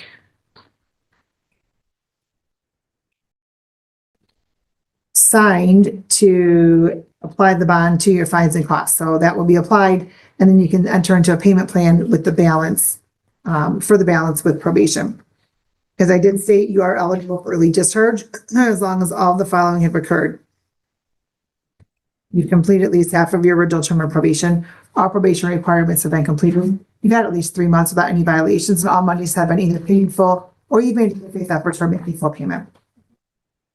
Thank you. All right, good luck to you, sir. Thank you for dressing appropriately for court. Please stop at probation. Somebody will be with you shortly. Thank you so much. You're welcome. Have a good day. Thank you. A little bit ago, Ashley, $10 super chat. Said, we love you, Barbara. Take it one day at a time. Yes, we do love Barbara, and taking it one day at a time is good advice for everybody in just about every circumstance. So thank you again, Ashley. I appreciate that. That you did not sign the plea form, so I don't know if you've spoken with the prosecutor Or she just submitted that before, I don't know. You might want to use them up there. She's sending them all in like that, unsigned. Okay, This one's unsigned as well. I don't know what attorney that is. okay.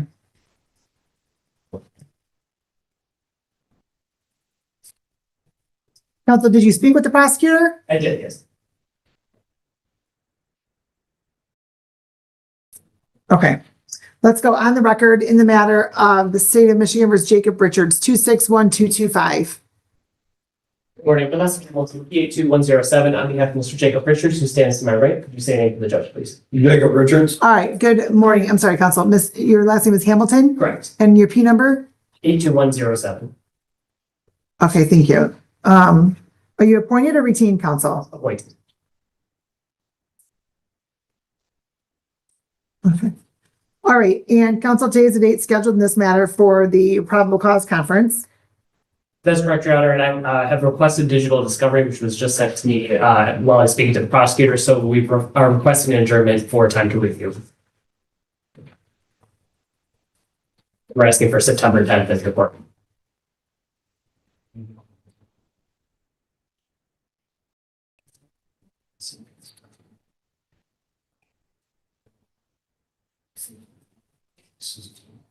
Does that work for us, Ally? We can do 11:15.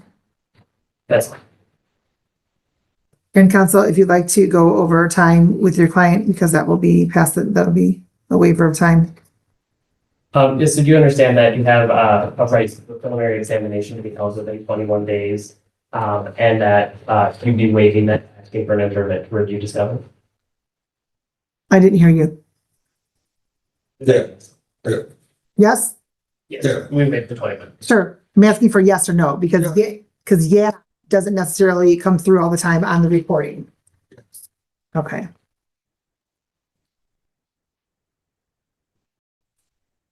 Sir, if you were to test right now, what is in your system? Just marijuana. I have my card on file. When did you obtain your card, sir? Last year and a half ago. All right.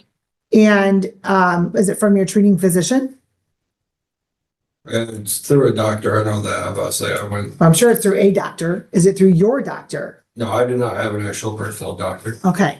What's the medical need for? I'm supposed to be sleeping and everything. Okay, great. You might want to speak to you might want to establish a treating relationship. You might want to establish a treating relationship. Oh my goodness gracious. You may want to contact a doctor to establish a treating relationship. Right. Because that, if you intend on continuing to use that, sir, that's what you're going to have to do. So that you are making sure that you're having follow-up appointments with this doctor, the doctor's communicating to indicate that, yes, this is the recommended course of treatment, the medication is working. That's how that works, okay? Right. All right, and sir, you are set up on testing, correct? Yep. Yes? Yes. All right, bond and conditions are continued. We'll see you back September 10th. Thank you. Thank you. Have a good day. You too.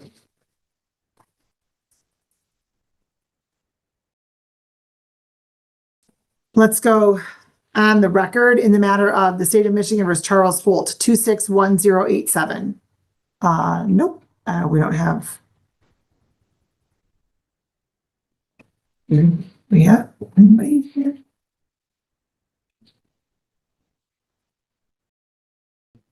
I don't know who the attorney is for that one, but okay. Is that closed? Is that closed all the way? Yeah. It is? Okay. All right, we don't have this person.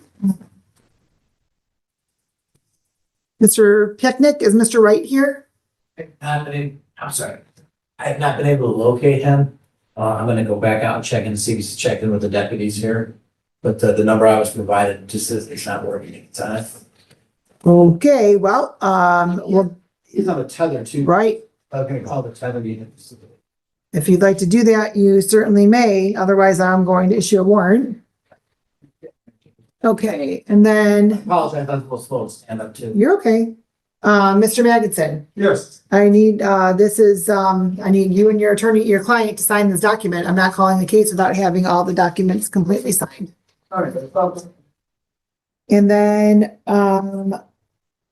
Counselor, are you here, Mr. Gaines? Yes. Okay. Is Mr. Dean's here? Okay.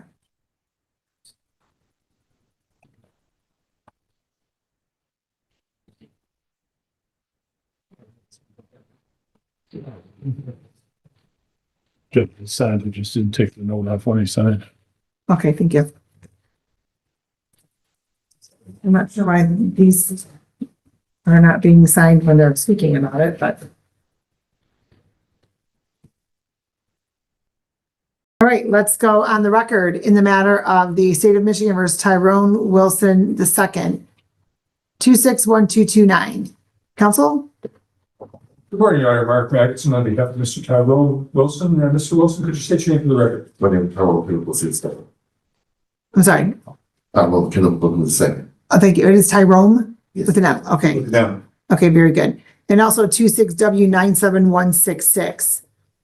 All right. Both cases, Judge. I think the other case is a traffic driving without a license or. Well, as I was getting ready to state before you interjected, counsel, Sorry, Judge. the one it's showing a valid registration plate. It's a civil infraction. It appears to be Whoops.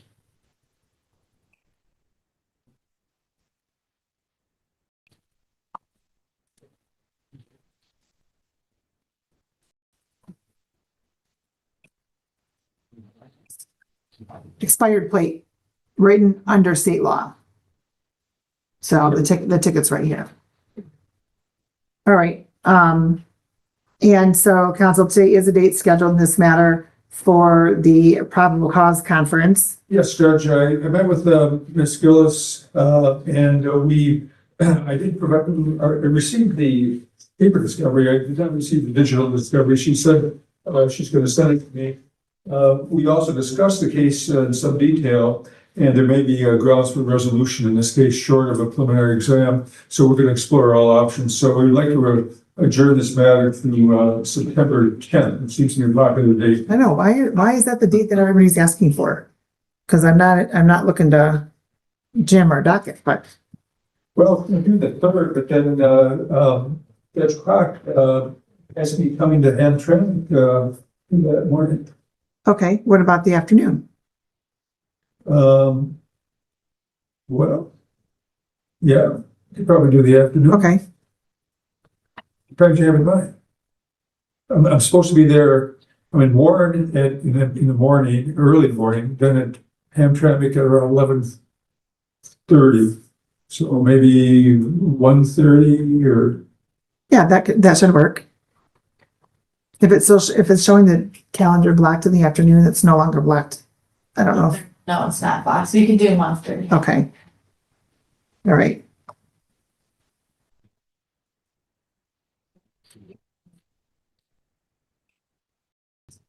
All right, and the court will order bond and conditions are continued. If there's any issue with the waivers, Judge, I talked to my client, he's agreed to waive the 21 day. Okay, I think we would still, we're still within it, but yes, okay, thank you. Okay, and I'll make a note, time waived on the record. All right. Okay, Have a good that's day. for both cases. Yes, yes. Thank you. Have a good day. I was just thinking again. You as well. Oh. Alrighty, friends, about halfway through TCF Live on this Friday Eve. Let's go to Texas. Judge Stevens.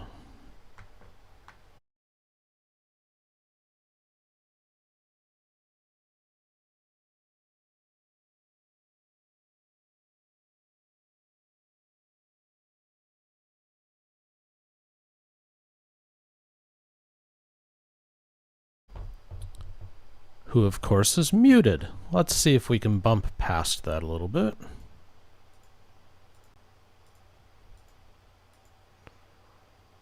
Nope. Alrighty. We'll come back to him then. Let's go back to Judge McNally.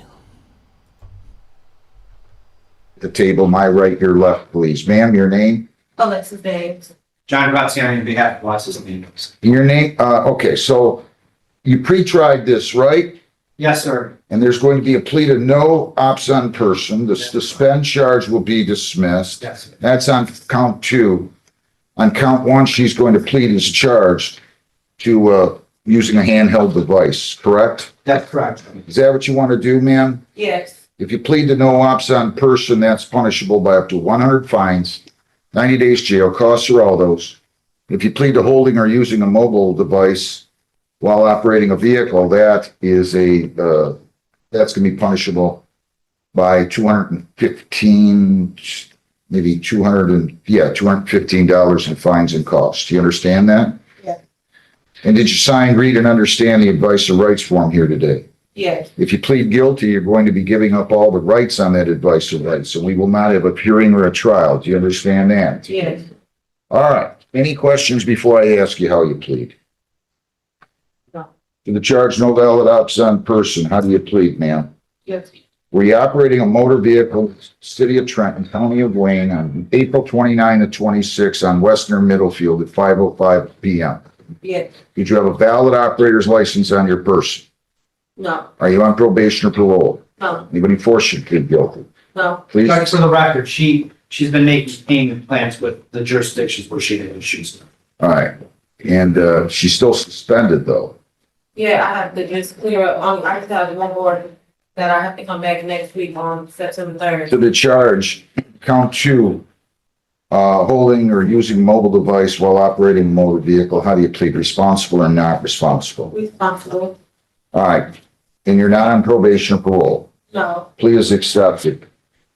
To no ops, the suspense dismissed, please accepted the using a handheld device. Anything you'd like to say regarding sentencing, Mr. Judge, I just simply ask that you have mercy. She's a nurse. She works at one of the local hospitals, and she's had some financial problems, but as a result, she's been taking care of her this recently. Good job. All right. Anything you want to say, ma'am? I do want to say last year I did lose my daughter, so that's why I kind of got bagged up. Jeez, I'm sorry. I'm trying to get caught back up and get everything taken care of. So I am trying. I'm sorry. Been working this year. Judge, I wasn't even aware of that. 100 fines, 50 costs, 75 victims' rights, $50 justice assessment. It's $275 or 60 days. 200 on the using a handheld device, okay? So your total here is 475. How much of that can you pay today? I can pay 100 today. If I don't payment plan. Yeah, you pay 100 now on the no ops. Can you pay 50 per week? I get paid every 2 weeks. Can you pay $80 bi-weekly? Yes. Pay 80 bi-weekly. First, you're gonna pay on the no ops. When do you get paid next? I just got paid this week, so I think September 12th. September 11th is a Friday. I'll make it, so starting September 14th, you pay 80 per week or bi-weekly. If you ever don't have the money, you call the court, we'll go on Zoom, I'll give you an extension, okay? Okay. But just don't ignore me, all right? Okay. So then after you're done paying on the no option, you can pay 80 bi-weekly on the handheld device charge. Okay. Okay? Okay. Wish you well. Have a good day, ma'am. Good luck. Thank you. Nice meeting you. Henderson, Michael Theodore Henderson. File number 26T648943A and B.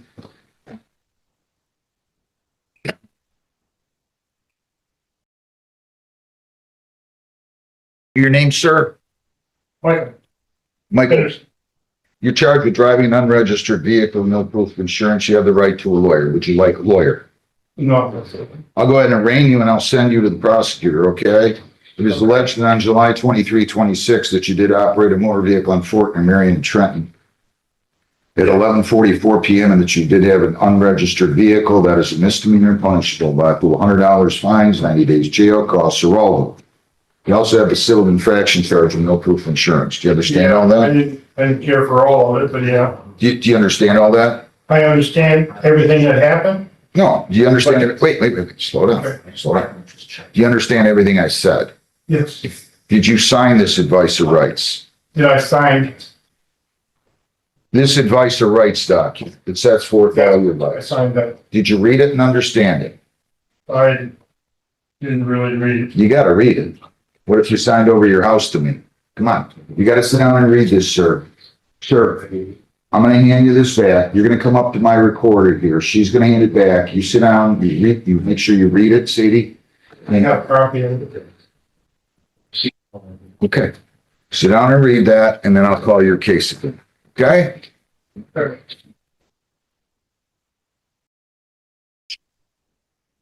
Jacob Kelly Masuch, 23T640501. Good morning, Mr. Dalton. Always a pleasure. How you doing? Great, thank you. Attorney Mike Baldwin, P654117, on behalf of Mike, right? Sir, your name? Jacob. All right, so what is Mr. Masuch gonna do He here? is gonna be guilty to the one allegation, and then with explanation, and then I'd like an opportunity to speak on his bit. Call in Jessica, will you please, Sadie? You have 3 prior technical violations. As I told you, this would be a 4th. Your height of status could be revoked, conviction entered, you'd be subject to a 90-day jail term. Do you understand that? Yes, sir. And did you sign, read, and understand this advice of rights? Yes, sir. If you plead guilty, you'll be giving up all those rights, and there will not be a hearing or a trial. Do you understand that? Yes, sir. Any questions before I ask you how you plead? No, sir. To the charge failure to attend the anger management program with 8-week follow-up, how do you plead? Did you fail to attend the 8-week, the anger management and 8-week follow-up program? Yes. Yes. Anybody force you to plead guilty? No, sir. Plea is accepted to that charge. I sentenced him back on October 23 of 25. What in the world is the problem? So I think he was in bench warrant status for some period of time. Judge, he's supposed to discharge, I believe today. In May of this year, he dropped 100 to anger management, had some email server issues. Wait, let's slow down. Ms. O'Donnell, your name? Go ahead. So he resurfaces on the anger management. He does his follow-up on July 13th, the 29th. Then he starts the sessions this month. He's done 4 Wednesdays. If the court were inclined to allow an opportunity to extend probation to October, he'll do the sessions. Why is it taking him? Why are you taking so long, sir? Well, he started in May. Well, I know, but I sentenced him in October. I didn't mean for him to start 7 months later. Why is he taking so long I here? understand, why did it take so long to do the initial registration? I put it off too long until the last minute. I took care of everything else prior to it, and then I didn't give myself enough time to finish it. When I initially enrolled in May, I was gonna be done this month. I missed the initial class, but due to my email, I didn't get the registration. This is assault and battery. You have the opportunity to keep this off your record. He's halfway there, Judge. Well, he's got now 4 technical violations. I mean, what do you say here? What do you want to say? Paroled as of right now, again, I mean, he was the first one to admit that he should have done this sooner, he should have registered sooner, he kind of put it off too long. He is enrolled right now. If he does attend weekly, as he has been right now, he won't complete it until September 23rd as of right now. And that's if he attends every week as he's supposed to. And he will. I will not miss another one.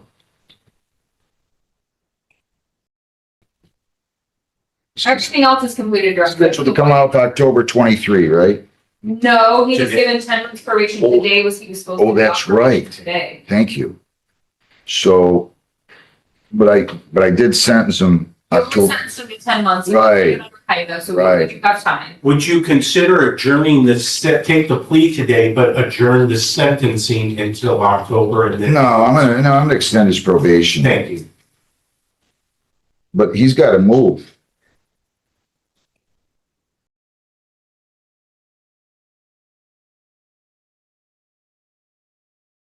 Anything else you want to say, sir? I'm sorry, I should have had it done way before. I procrastinated it too long. It's my bad. Probation is extended for 2 months until October 23 of 26. You're gonna pay additional probation fees of 40, additional costs of 100, and you're going to attend a day on the court work program and pay $35 for that. So you owe 175, 1 day court work, complete anger management program. I'm not gonna be too patient with you going forward. I want you to understand that. Heather, give me a new review hearing date close to October 23, if you would, please. Sometimes before then. We could do October 15th or October 22nd. I can, let's do October 22nd. Review hearing will be October 22nd at 8:30 in the morning, sir. So if you do all of this, and you pay your costs, stay out of trouble, you'll get the case dismissed, but my patience is running thin with you, okay? Yes, sir. All right, that's what we'll do. Does he have the 175 to pay today? I can pay it Friday. All right, By 4 o'clock, Judge? yes. Pay by Friday, 4 o'clock. So that will be the 28th. You mean tomorrow, right? Yeah, tomorrow. yeah. Okay. Pay by August the 28th. And I wish you well. Good luck. Thank you. very much, Judge. You'll meet to set up your court work program day with Ms. O'Donnell, okay? Michael Henderson, Michael Theodore Henderson, 260-648-9438. All right. Mr. Henderson, come on up here and tell me your name. Michael Henderson? You're charged with driving an unregistered vehicle. I already explained that to you, July 23, 26 on Fort near Marion and Trenton. That is a misdemeanor punishable by up to 100 fines, 90 days jail, costs or all those. Do you understand that? Yes, You're also charged with no proof of insurance. Do you understand that? Did you sign, read, and understand this advice or rights form now? Yes. If you plead guilty, you're going to be giving up all those rights, and we're not going to have a hearing or a trial. Do you understand that? Well, I didn't understand why I was. I'm not the guy to discuss this with. No, I know. No. I mean, if you want a trial, if you think you were driving a registered vehicle, then go to trial. Listen to me. Listen. I mean, I paid insurance on it, but. Hang on a second. Yeah. I mean, I just want to make sure you understand everything right now. Yes. And I can enter a not guilty plea and I can send you to the prosecutor. You can show him your paperwork, see what he'll do for you. Do you want to do that? What's gonna happen? I don't know. You're going to go in there and talk to him and you're going to say, here's what I have. I had insurance or I have insurance or I made a mistake. Here's what I made and see if you can resolve it. And he'll offer you a plea agreement. If he doesn't offer you anything, you have the right to go to trial and formal hearing on these two charges. Or you have the right to go to trial and formal hearing even if he offers you something you don't like. Am I making sense? All right, Yes? I'll go that way. All right, $500 personal bond. You cannot leave. Pardon me? $500 personal bond. You don't have to post any money. I'm just telling you, these are your bond conditions. You cannot leave the state without the consent of the court. You cannot violate any law. You must appear in court as directed. We're going to take this over to Trenton prosecutor. He'll talk to you, see if you guys can resolve it. Either way, sir, you have to come back in front of me today before you leave the building, okay? Well, what I'm saying is all I had to pay was 180. You're saying $500. No, All right, I'm on the AI percent. okay. I'm giving you a personal bond.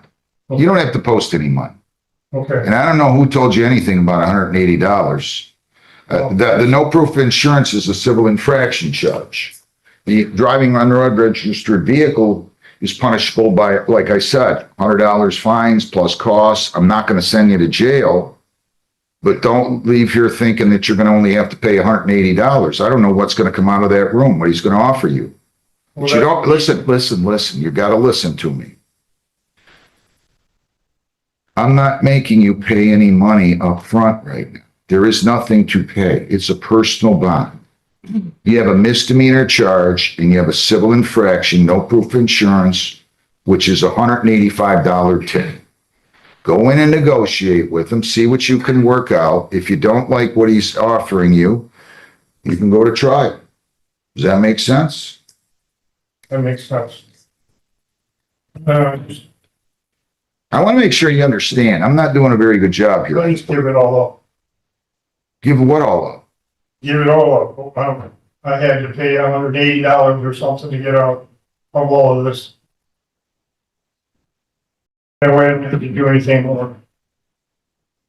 I have to come back and have $500 bond. You're not listening to me very well. You don't have to post any bond.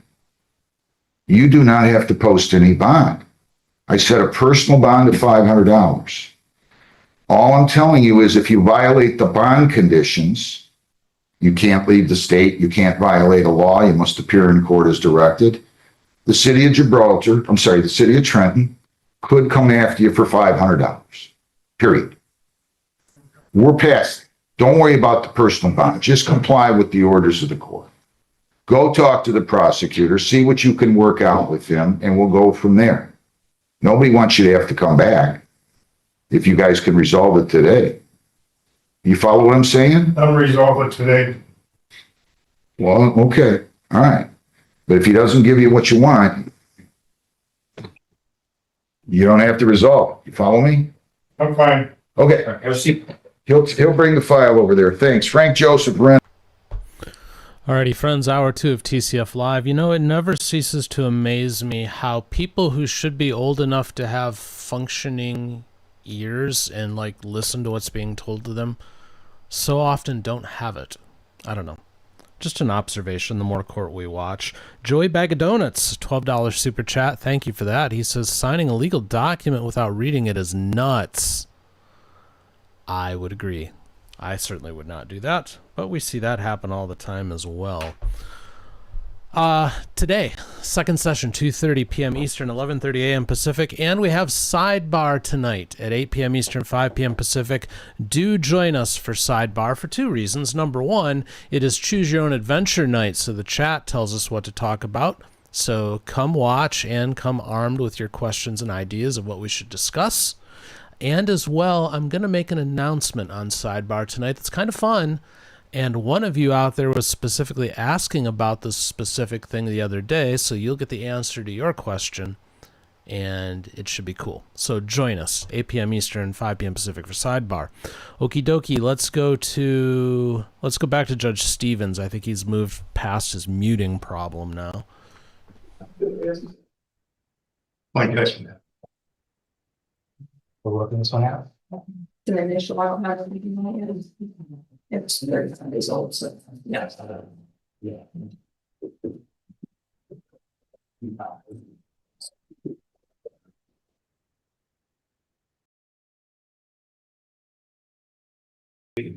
You know, I don't have it. Look, where Candace is in, is there? Judge, that was on the other docket next to you. This is the initial docket, Judge. Yeah. This one? This is fine. Yeah.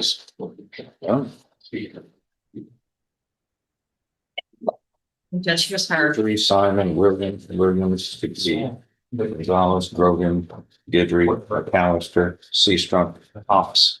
There is no Zen. Guidry, maybe. I've got it hyphenated as Guidry Zen. Yeah, that's correct, Judge. Okay.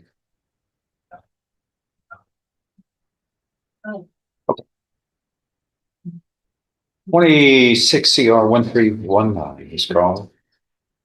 And this is the state of Texas versus Candace Guidry -Zen. It is Guidry. It says there's a dash here on the indictment. Okay. It's just Guidry. You don't normally have a dash. Okay. Yeah. That's what's so great about it. We can do whatever we want with our name because it's our name. So it is. Are you married? Married, separated. Okay. It was Guidry your maiden name? Okay. Oh, all right. That makes all sense. Okay. You're charged with state jail felony of theft, which carries with it up to 2 years in the state jail if convicted. What are we going to do today? Judge, I'm still working on obtaining all of her information and discovery in her case. She has my office information. I need her to come watch those things so that we can review an offer. 3 or 4 weeks ago? 4 months, Judge. 4. Good. Go ahead. And get us resitting there. Brian Simon. 26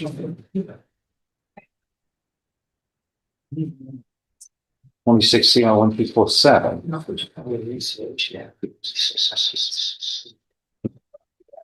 And that's you, Brian Simon? Yes. You're charged with assault on EMS personnel, it states. This is a third degree felony. If convicted, you face up to 10 years in prison. And what are you going to do today? Judge, it's the same thing. I'm still working on obtaining all of the information. He does have an updated affidavit of indigency filled out. I don't have 4 weeks on him, please.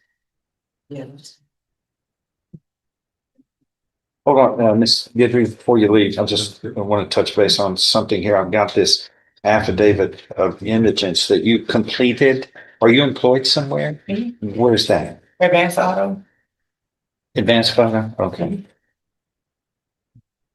And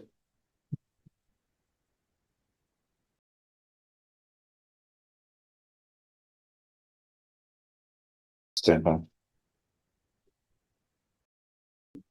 Oh, it's Advanced Auto Parts. Yes. Oh.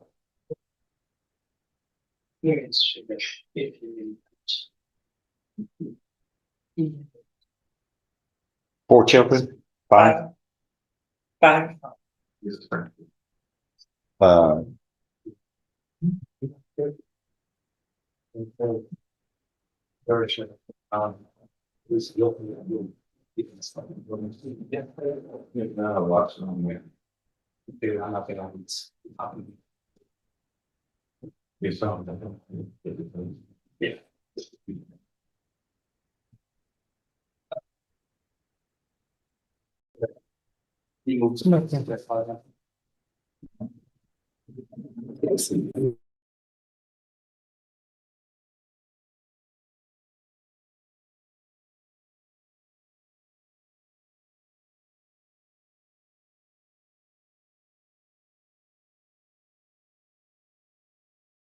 Okay, I was going, how do you pull that? Not Send it possible. off with a take home program. Okay. And this, y'all are separated? You and husband? How long have y'all been married? 13 years, separated right at 3, or left tab over 3. You don't know his take home pay? Really? You're separated, Judge. He haven't seen my kids in almost 3 Ladies years. have a way of finding those things out. Very true. Keep those guys in mind. Theoretically. Okay. You'll just need to add these up when I'm signing this. There needs to be a sum in the addition at the bottom, and y'all can take care of that. Okay. The children, his as well, the one you're separated with, or those? It's all for him. Oh, okay. He's going to be ordered, I guess, to pay. He posted he never did since February. What are you doing about it? Well, you talk They about, told she's me. a lawyer. She knows how to handle that, but okay. They just told me to write it down on the calendar. Responsible as the woman should be for their own children's welfare and expense. Yeah. That's not fair for you to absorb all this. And then then the taxpayers having to pay this situation, because he's not paying his fair share. But I mean, Director to the attorney. do you have a pending case in? He just never paid. Like he owed me like almost $6,000 Is he right now. working? That's what the papers say. Okay, you've talked to her. She knows how to handle that stuff. But that's not fair, and it's not the law either. It's like illegal to not be paying what you were court ordered. You can go to jail as felon contempt for not following a court order. Then we're talking about the welfare of 5 children.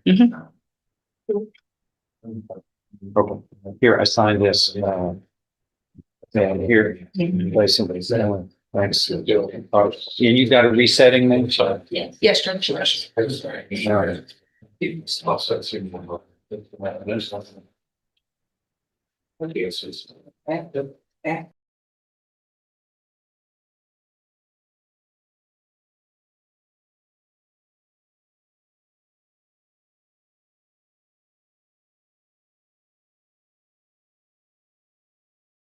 Those things going through two different things. Okay, you are. Run sound. Right. Hooked up on that one. Okay, on this, so today we're going to do what with this, with Mr. Simon? 4 weeks, Judge. Oh, done. Here, get a resetting. Thank you. Jonathan Williams Jr. 2 cases.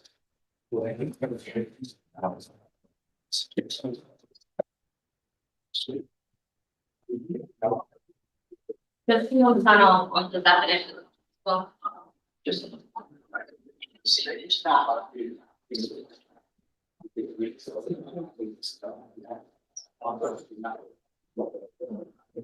Hold on.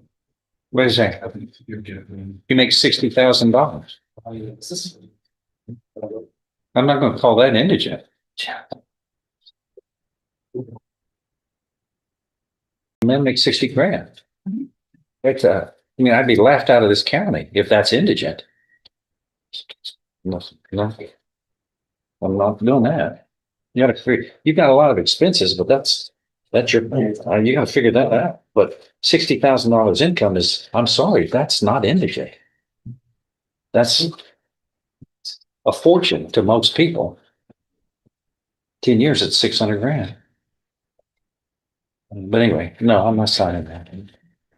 All right, on Jonathan Williams, what are we doing today? Judge, he is also an initial working on that right now. Just get a resetting from that lady, sir. You want the harassment attorney? Yes, Okay. yeah, I'm not gonna pay. Yeah, I just need. Yeah, I'm not gonna pay when you're bringing home 60 grand. Good Lord. Anyway, go ahead. We could have 4 weeks. You're kind of like in a routine hearing. 4 weeks. I mean, you fix that.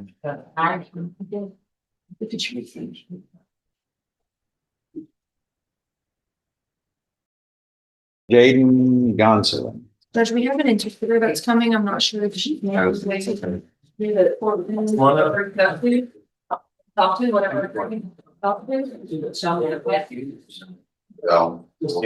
She's at the bottom. Okay. Right, yeah, I'm sorry. What are you? 4 weeks, bye.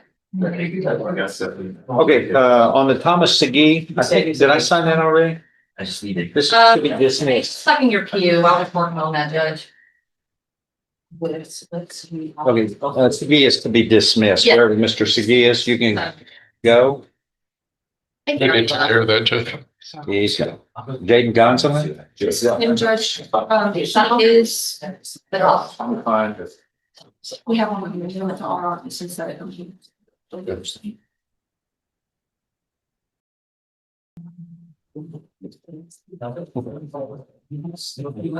I've got 26 CR 191, the state of Texas versus Jaden Gonsolin. That's Jaden is right here with your attorney, Miss McNally.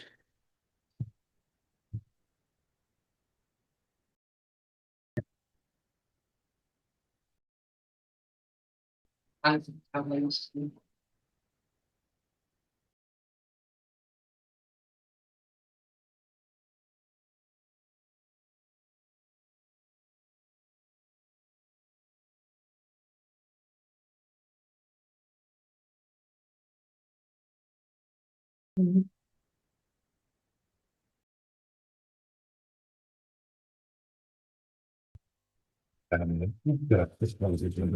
got it in space. On this one, I put no, that meets eligibility on that. That's the one that's making, yeah. Yes. All right, back here on Jaden Gonsolin. Okay. There's obviously some kind of an issue. There's a man here, you are his father. Judge, we have an interpreter coming. She accidentally went to my office Interpreter. for AS. He speaks ASL. I know a little bit of it. I've been communicating with him, but nobody else does. All his life, he has been, Yeah, here, found out. okay, what is it? Just, We have an offer that I believe is going to resolve the case. We just need to wait on the interpreter, Judge. is that what you understand? Yes, I'd rather let him. Their shift. When he understands. He's facing it, he's making some to. How old is? He's 21. He's 21. Has his, this disability his whole life? Yes, sir. From birth? Yes, sir. And is your natural child? Yes. This is your natural, okay. You know more about him than anybody in the room. Yes, I do. Okay. Has he had any criminal trouble before? No, sir. No, he hasn't. He's been, he went into, CPS custody in 2014. And he went to several different, facilities for his behavior mostly, but there's only a X amount of facilities in the nation that take them. What about his behavior? His behavior, he's diagnosed with several, behavioral disorders. He takes quite a bit of medicine. He was in the middle of one of his episodes whenever this offense occurred. We're taking that into account. The state has offered a misdemeanor to try to resolve it so that we can ensure is to assist him, but also address the conduct. We're a most humanitarian group up here. But yeah, we also are sensitive about making sure the law is followed and the T's are crossed and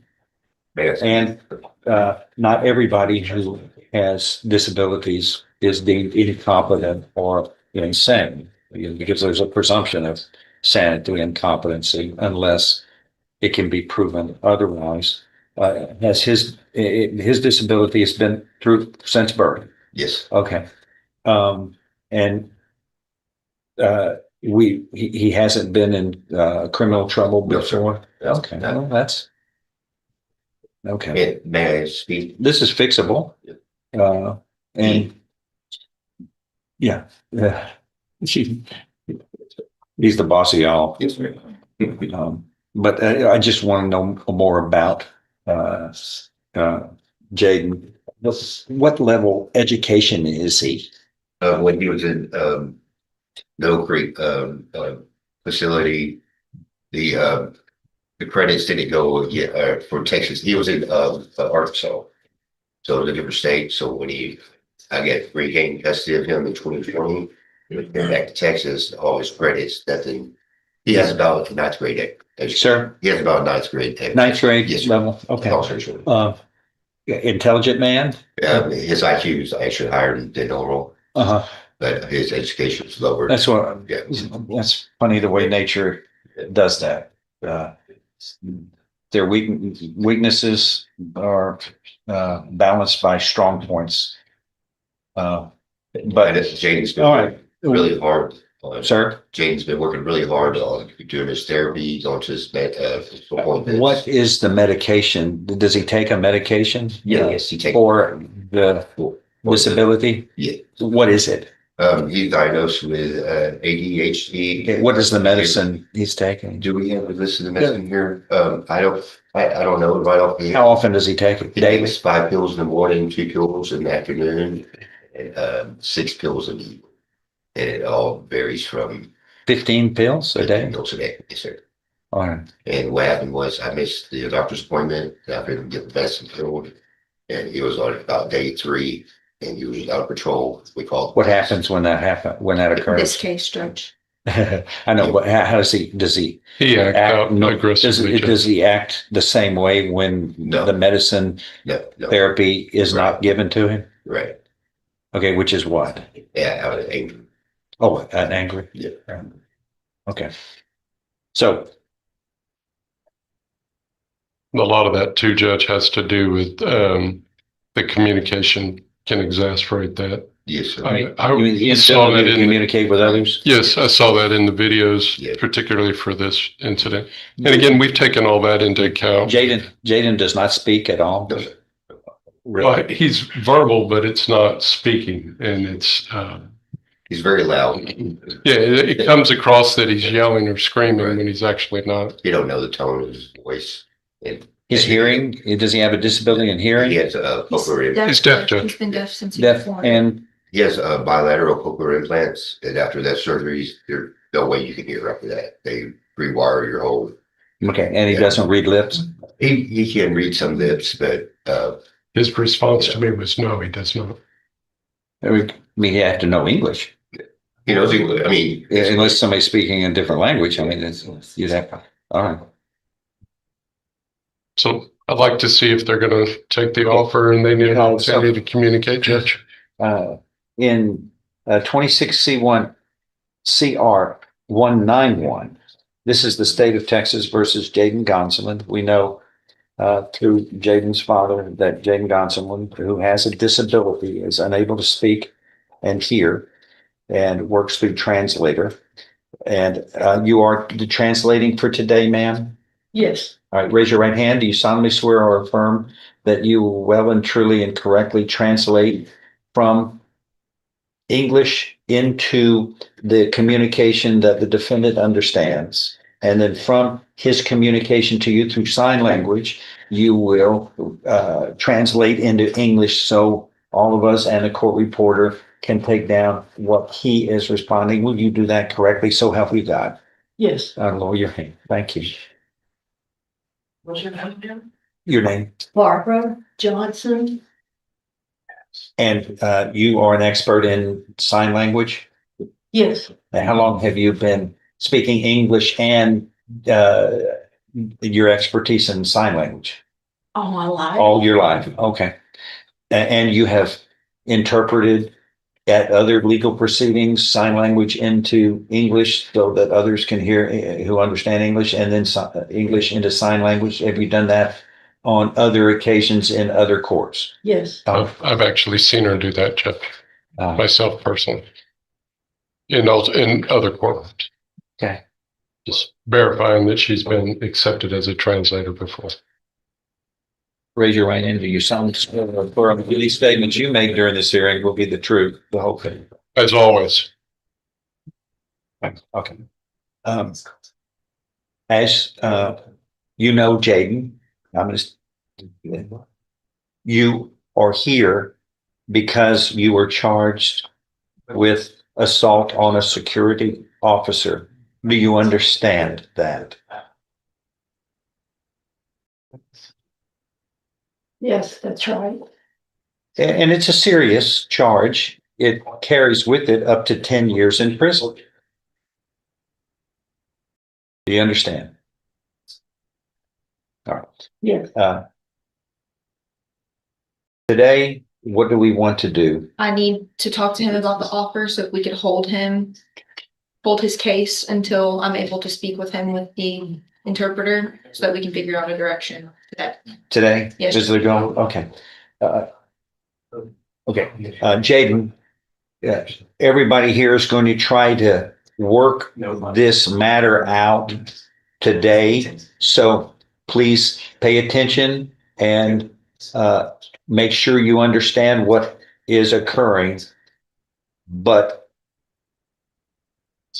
be mindful of you're here because you made a mistake or you're charged with making a mistake. Yes. We all make mistakes. Fix it.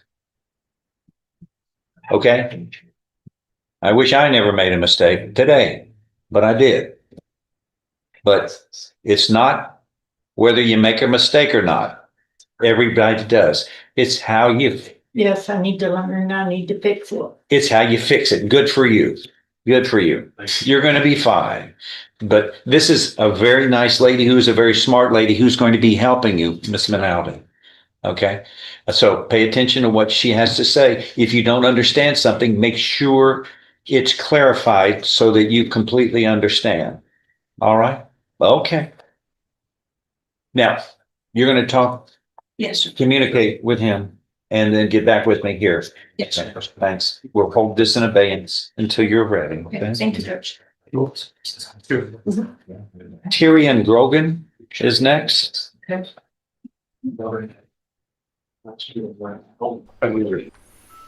Hour 3 now of TCF Live here on this glorious Thursday. Thank you all for joining. Now over 900 people have visited us today. So again, if you're new out there and have not yet said good morning, please do so. You'll find this to be a very friendly community. We will come back to Judge Stevens, but keeping with this channel's promise of 9 to 11% more Judge Boyd, let's go there. Hello.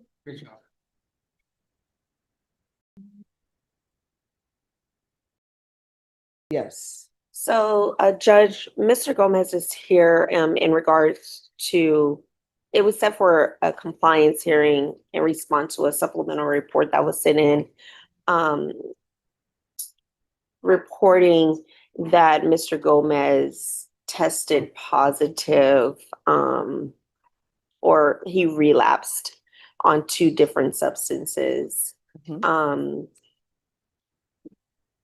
We did a TAP evaluation, and we would like the court to entertain amending his conditions for the intensive outpatient treatment, enroll and participate with the Cicada Recovery Coach, and for ISP supervision.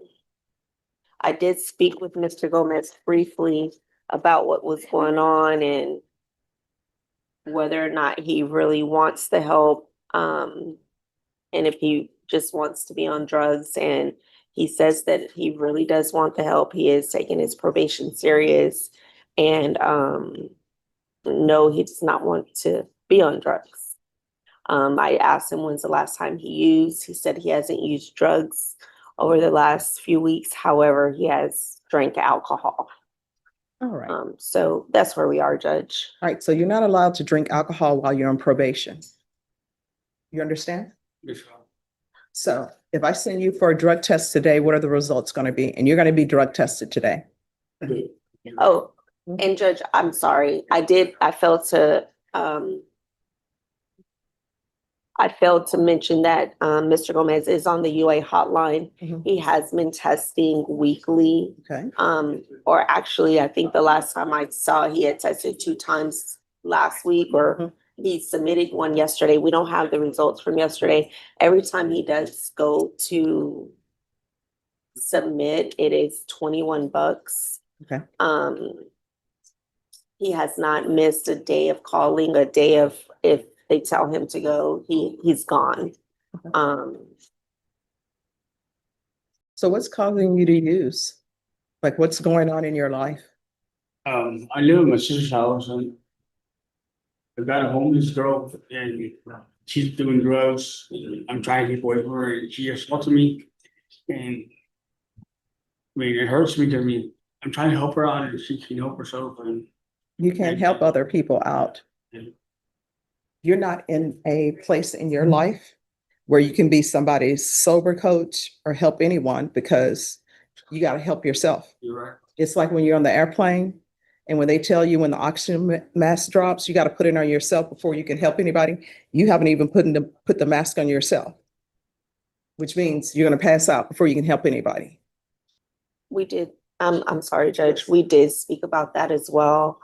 And I told him he really needed to be serious in removing himself from certain people, places, and things. And he says he understands that, and he is trying his hardest to leave this lady alone. So are you saying she lives with you?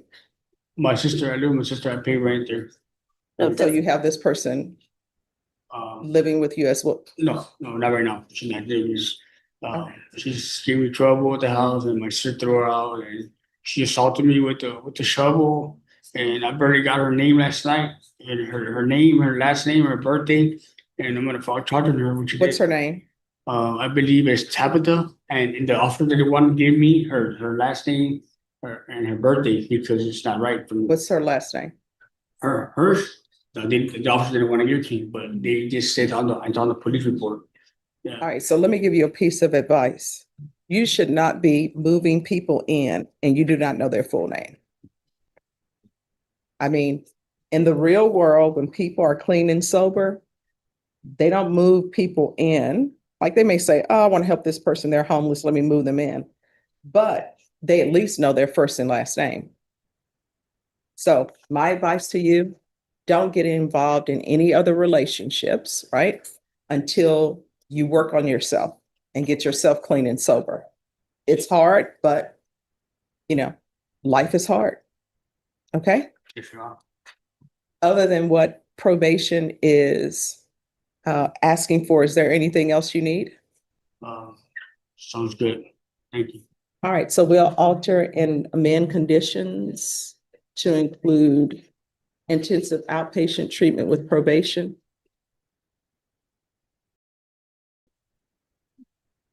And you said Sakata recovery? Yes, Judge.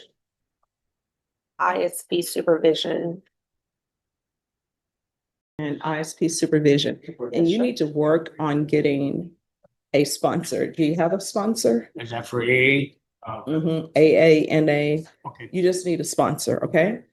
So I'm gonna ask that you get a sponsor. And let's say a sponsor. I'm just gonna ask that you get a sponsor. I'm not gonna put any deadline on that because getting a sponsor is very personal, and sometimes maybe you don't mesh with the first one, and it has to be somebody that you really click with, okay? But I'm gonna ask that you start seeking out a sponsor, okay? All right, is there anything else? Judge, the only other question I have in regards to the UA hotline, is there a way that maybe we can keep him on the UA hotline until he is in outpatient treatment? Yes. I just worry about the financial. Okay. All right. What I'm gonna do, actually, I'm gonna ask that he obtain a sponsor within 90 days. Okay. So that should give you a time, okay? And then we'll continue with the UA hotline until you are in ILP. And is there anything else? No, Judge. All right, is there anything else you need from the court? Thank you. All right, here's the thing. When you think you're gonna use, and I know it's hard to do, just pick up the phone. Yeah. Call your probation officer, say, hey, I think I'm gonna use. You know what your probation officer is gonna do? They are not gonna issue a motion to revoke. They're gonna say, this is who you need to call or come in. Let me see if I can get you some help, right? All right, good luck to you. Thank you. Just have a seat here. All right, anyone else ready? Your Honor, may I approach? Yes. Alrighty, friends, let's head east.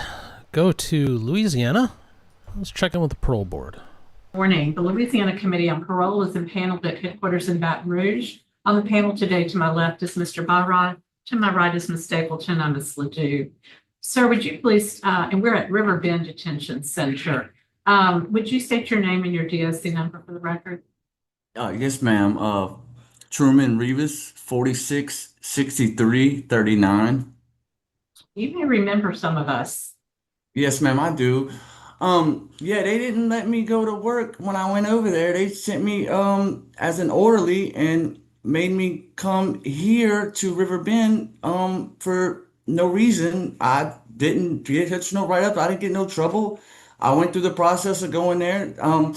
I think what happened was, and last year I was in the STEP program at that facility, and I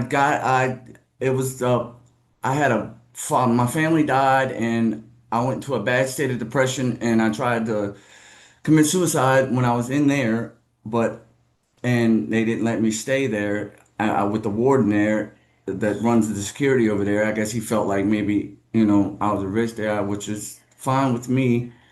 But my sister-in-law and my brother, man, they have come through for me. They have got a hold of the Odyssey House in Mandeville. There's beds open for the for sober living, and my brother has got me I have a job waiting with me now with him, hanging insulation at $16 an hour.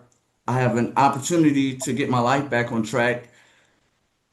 And like I said, even if I do get violated today, I understand the situation. You know, I mean, I've only got 11, 12 months left on parole period. My full term date is coming up next year. I've been down 7, 8, 9 months already. So by the time my calculations, I should be released if I'm gonna be violated. I understand, but I didn't do anything. Like I said, I went there, I did what I was supposed to do. They didn't let me stay. I don't know, but I do have a chance if I'm able to make parole and get back home. I have a place to go. I have a job. My family is backing me 100%. They have come through for me. Um, like I said, I did the rehab. I went through, I've been sober for over a year. Well, I'm sorry, September 12th of this year makes a year I've been clean. It's the longest I've ever been. And I've never been through the rehab till y'all put me through there. And it's been the greatest experience of my life. And I'm thankful for that. So I want to thank y'all for that too. Hey, I did read your report and I saw why you were removed, and I understand that there was no disciplinary misconduct. Your case is Mr. Barra's. I'm going to go ahead and allow him to take lead on this. What's the name of the place where you said your brother-in-law found your spot to go? The Odyssey House in Mandeville. It's a sober living in Mandeville. They got one in Mandeville and they have one in Slidell. Both places have got beds open right now, and like I said, I'm ready to go because I'm ready to get back to work. I don't mind living there. I should have stayed when I was there, but like I said, me and my fiance, she's wanting to make sure that I get off parole and do everything that I'm supposed to, and everything, and do what I'm supposed to do before things get better between me and her. Right. Okay, well, I see it. We already had a hearing on all this, and we found that you were guilty and you pled guilty to the violations, and we sent you to go to the treatment there that you didn't make it through, wherever we had sent you in this work program. But I found another place that will take you, and it'll be custodial so that you won't have the chance to leave and mess up. But it's a 90-day program, and so I'm ready to vote if any of them, unless y'all have any questions. I want to reiterate something, Truman. We placed a no contact order on you with Evelyn Pike. Yes, ma'am. It's true. She's connected to my family, period. Her daughter is married to my first cousin. Okay, but listen to me. Yes, ma'am. No contact means no contact through a third party. Okay. It's just something my family's. I'm not trying to violate or do anything of the sort. She's trying to figure out how to get this off. I want to help you too. Yes, ma'am. So basically what she's trying to tell you is tell your family that you're done with it and you can't have any contact with it until you're finally off of parole completely. We're not going to grant the contact with her, period, for the whole rest of your parole time. So she needs to work on herself. You need to work on yourself. And if you want to stay free until the end of your parole, you need to have no contact with her, either through your family or not through your family. You understand? Yes, sir. I understand. I just don't understand the situation of I'm not arguing the fact. I'm just trying to figure out why. Because this is somebody, I would never, this is that we're engaged to be married. I'm not saying that we're in contact. I'm just saying that we're planning we're still working on ourselves. Back at what you've done in the past and how it's caused you trouble and the stuff that you're talking about working on. Yes, sir. That's all the stuff that we've looked at already and said the best thing is to keep this guy away from her because she's no good for him. So that's where you're at. You're on parole. You got to do what we tell you, and that's what you. No, I understand. No, act like you want to do it right. We're gonna find out if you want to do it right because we're gonna leave that article that says contact with her.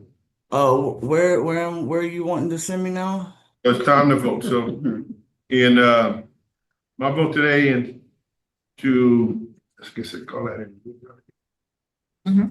in lieu of revocation, refer you to the Don Francois Center for 90 days, that you stay away from Evelyn Pike, and that upon release, you follow up with the plan at Odyssey House.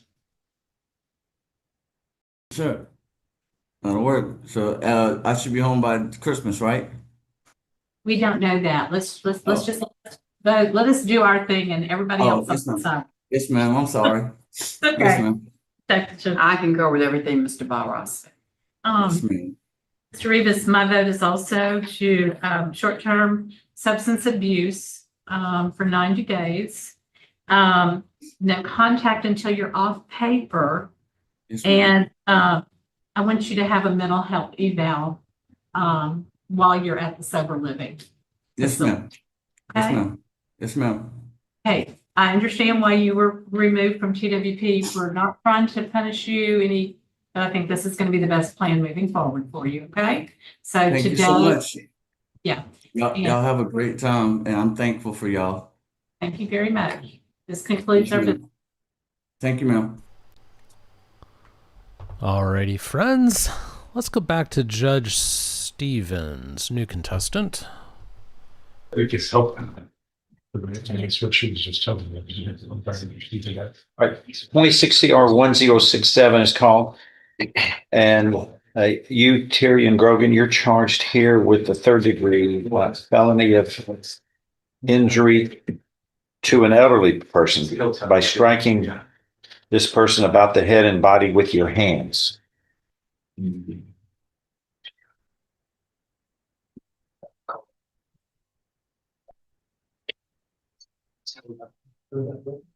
Yes.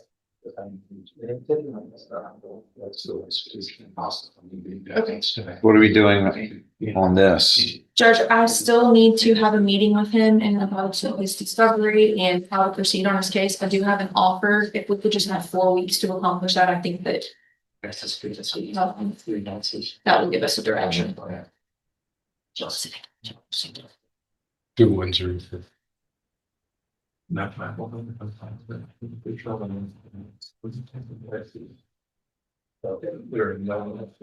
a video too. You know that? We have media, Judge. Okay.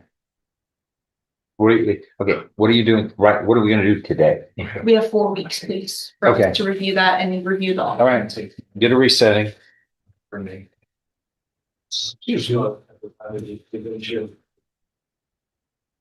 Malachi Guidry. Malachi Guidry.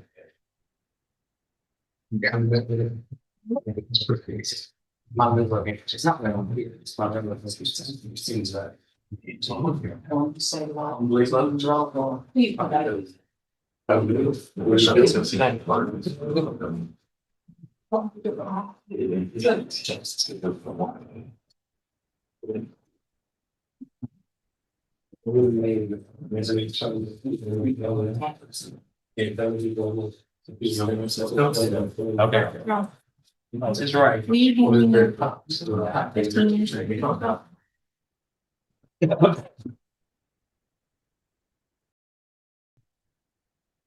Sister in speech with all of she's mild. So it's mild. What's today on this one? Judge, he wants to set his face for trial today.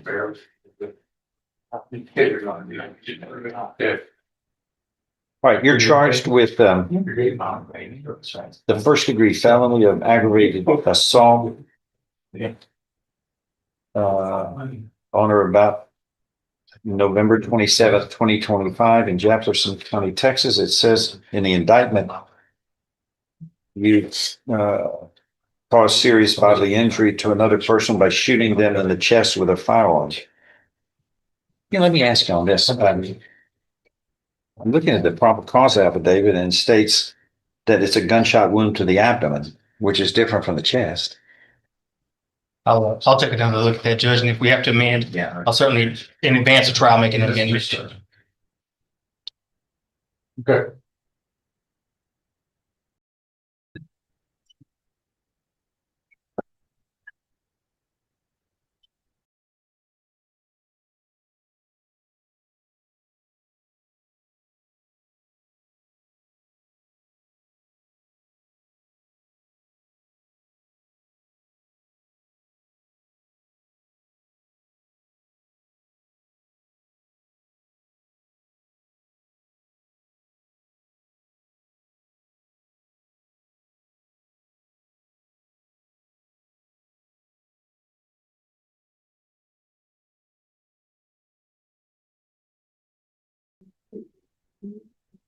Yeah.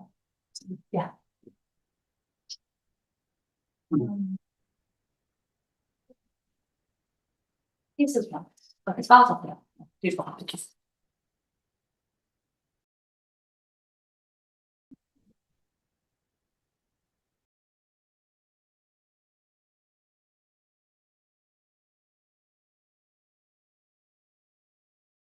Okay, it will be set for trial. That's what we will do. Thank you. Thank you. And Susanna McAllister, Judge, if I could hold her to the end of the docket, I need to talk to her about a few things. Chloe Seastrunk. Do you hear? Chloe, he's gone all On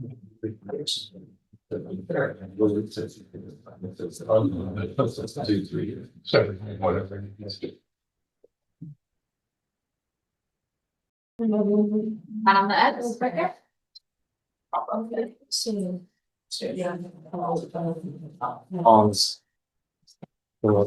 Malachi. When he signs, have a seat in the old penalty box. After you sign, just have a seat there before you leave. Gotta test you. So, Chloe, 26 CR 1094, you're charged with the second degree felony of assault on, let's see, what is it? A peace officer. Well, which carries with it up to 20 years in prison. Serious charge. What are we doing today? Judge, I'm still working through her videos and discussing her. I do have an offer for Mr. Ham. I have not discussed that with her yet. If we could have 4 weeks to accomplish that. Okay, done. Thank you, Judge. Susanna McAllister. No, that was.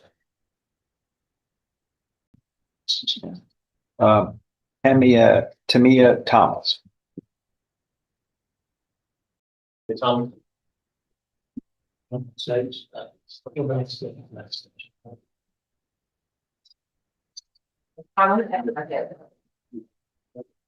Tamia Thomas. No answer in the courtroom. I asked the bailiff to call into the hall for Tamia Thomas in 25 CR 274. Go ahead and have him call into the hallway, Judge. We know exactly how that's going to go. Final half hour now of TCF Live for this glorious Thursday. Barbara, earlier you gifted 5 memberships. Thanks for that. Joey Bag of Donuts, one of them landed on you. Congrats. Let's go back to Louisiana. New contestant in front of the board. Okay, good morning. The Louisiana Committee on Parole is impaneled at headquarters in Baton Rouge. Serving on the panel today, to my left is Mr. Barra, to my right is Ms. Stapleton, and I'm Ms. Ledoux. Our remote facility is Concordia Parish Detention Center. Is there any staff members in the room at Concordia to introduce themselves to us? You're on mute.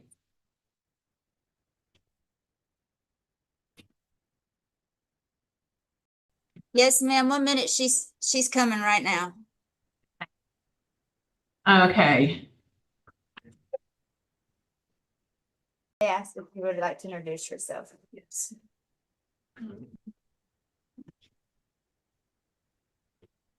Hey, Melanie Book, the Department of Corrections Transition Specialist at Concordia Corrections. Would you happen to have any input on her conduct since she's been at Concordia? How long has she been at Concordia? Yes, ma'am. She's been here 3 months. Since March of 2026. Okay. She is a trustee in the kitchen, inside trustee. They've had no discipline problems with her. She is compliant with her medication. Medical said she's compliant with her medication. There's been no issues with her. Okay, great. Thank you so much. Appreciate that. Okay, ma'am. Would you please introduce yourself with your name and your DOC number? Yes, ma'am. My name is Kristen Ward. My DOC number is 760618. Okay. Ms. Ward, today it looks like we have some individuals who are here in support of you, and we'll give them an opportunity to speak at the appropriate time. But I'd like to read into the record some information. You are before this panel as a first-class offender. You're currently serving a 7-year sentence for indecent behavior with a juvenile. You have a parole eligibility date, August 19th, 2026. You are not eligible for good time date, and you have a full term date of 5/19/2028. Does that sound correct according to you? Yes, ma'am. Ms. Ward, I'm going to go ahead and begin by asking you to tell this panel why you are currently incarcerated and why today would be a good time for us to consider early release. I am currently incarcerated for having an inappropriate relationship with a minor. Since being down, I have spent the whole time I've been down, the 6.5 years, I have been an inside trustee in both LTCW and here at Concordia Parish. I have spent the time just trying to contribute and give back, grow and learn. I have I could not take classes through, good time classes or CETRP classes, but I have been taking the Blackstone paralegal courses, just trying to, do anything and everything that I can to work towards going home and what I can do to make myself better and to be better. I just trying to grow and learn and work. I learned a lot while I was working in the program building at LTCW. And I learned a lot from the people I worked with. And it just helped me. I worked for Ashland University as a tutor and being able to give back, to those. I had my college degree and being able to help those earning their college degree and getting started. It just was nice to be able to contribute and just work and be a positive influence in a place that wasn't always positive. And I just feel that I learned and I grew and I'm remorseful and I was sorry. And I know that it's been a long journey for me and my family. So let me ask you, what classes did you take at LTCW? I did take all 4 phases of the cognitive behavioral sex offender treatment program. Okay. Any other classes? I took the forklift class here and got my certification in Concordia Parish.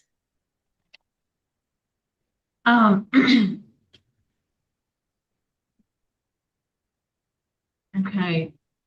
I need to address an issue. So you just got to Concordia. Yes, ma'am. Where were you before that? Were you at LTCW? I was in LTCW from August of 21 to August of 25. And when they started transitioning from a women's facility to a men's facility, I was shipped to Calcasieu Parish for 7 months. And then I was shipped here. So that was August of 25 to March of 26. And then I was shipped here. Okay. Did you have some write-ups in Calcasieu? Nothing I know of. I don't believe. Well, let me reference them. November 19th, 2025.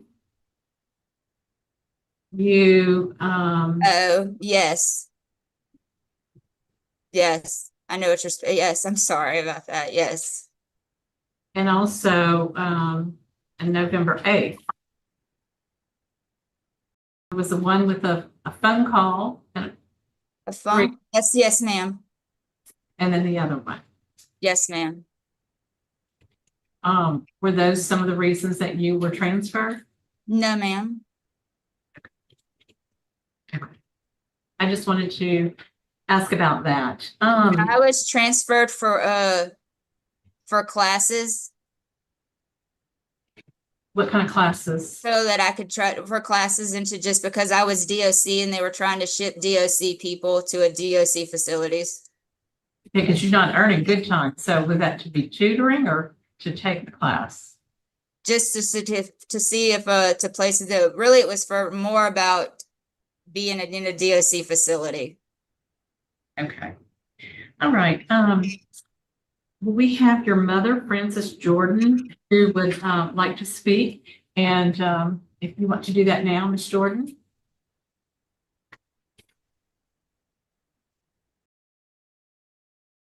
Yes, I'm going to provide Kristen with a place to stay. I think she's truly reformed. She knows what she's done, and she's trying to make better of her life, and she needs to be back with her family.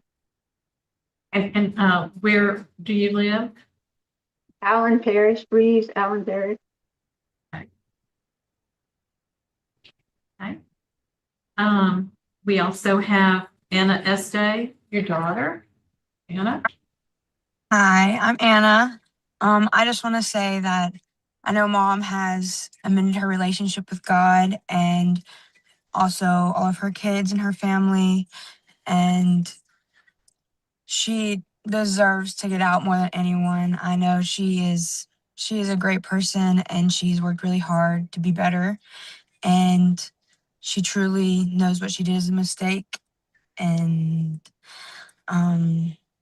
yeah, I support her getting out. I know she wants to get a job as soon as possible and work and just contribute back to her family and community. And I cannot wait to see my mom again. So that's great.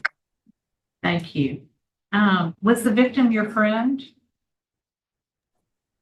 Yes. Well, she was at first. And then we have Mr. Glenn Duchamp, who is pastor, would like to say some words.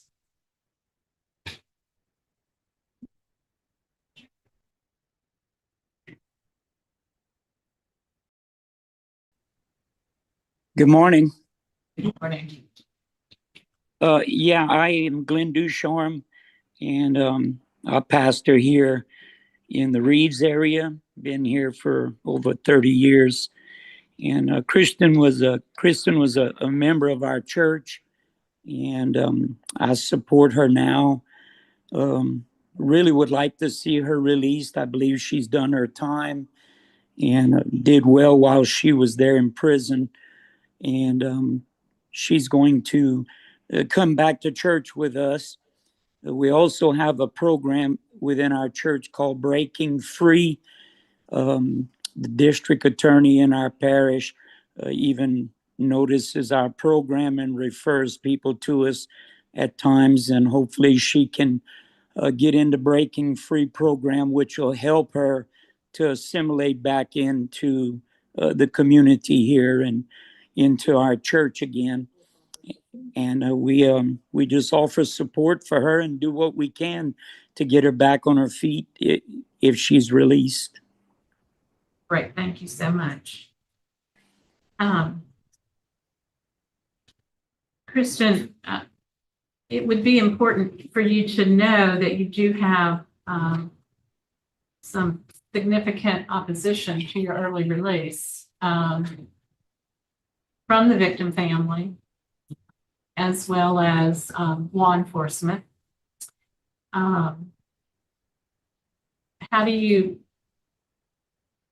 What do you plan to do as a job when you get back into society? I mean, as of right now, I'm not sure. I have my mom, some savings, teacher retirement to lean on while I look for work, but I'll do whatever I have to. You know, I mean, if it's cleaning, if it's, you know, I'll do what I need to do. Okay. So I know I just want to get back home and to get back to life. And if it means that I have to, I will work hard to do that. And I'm not opposed to whatever I have to do as far as work. Well, let's talk about the crime itself and the impact that it had on not only the one person, but all of the people that would go to your home, and the lack of trust, there's a significant ripple effect. Have you had any kind, I'm sure they Yes, talked ma'am. about. I've spent all, yes, ma'am, I know, because it wasn't, we think our actions just affect us and they don't. It did have a ripple effect. You know, my family, everyone, not just my family, but other people, it did. It affected and hurt so many people. And I'm just so deeply sorry for that. I haven't been the only one that's done this time. Everybody I love has done time with me. I may be the one physically locked up, but they've done time this whole time with me in some form or fashion. And I couldn't be more sorry for that. I wish there was a way to make up for that for everybody I hurt. I mean, my boys were grown, but my daughter wasn't, and I left her without a mom. I hurt my family. I hurt the victim and her family, and there's no amount of apologies that can make up for that, but I am so sorry for everything. And I'm not going to bring the nature of the November 8th write-up, but let me tell you that it's playing a significant impact on my. But that was the misunderstanding and not even what it, and I would be honest with you, I'd have no reason to lie anymore, but that was not what it seemed. Do my colleagues have any questions, Mr. Barra? Well, you know, back to the crime itself, you were grooming children. I mean, they just passed a law in legislature this year about grooming. I mean, the alcohol and all the things you did, you were grooming children to do what you wanted to do. Am I correct about that? Can you repeat that? I just didn't. You didn't hear it. Okay. When you serve alcohol and things like that to underage children to get them to do what you want to do, I mean, as a sexual predator, then that's grooming. Oh, Do you yes. understand I understand what you're saying. Yes, ma'am. Because they're like anybody else, you know. They're not going to be thinking clearly, and that's why people do that to other people, and especially children. So all of that was involved in this also. And you talked about your family, and you did mention the. No, it's not just mine. It affected, I agree. It affected not just mine, but hers as well. Yes, ma'am. Yeah, because you know, I'm hoping and I'm hoping that the victim or victims that they were able to get counseling because they'll need it.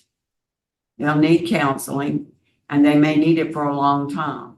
Yes, but they're children and you led them astray. yes, ma'am. That's what a predator does. So yeah, you know, of course you have opposition from law enforcement and from victims, but I did want to hear a little bit about the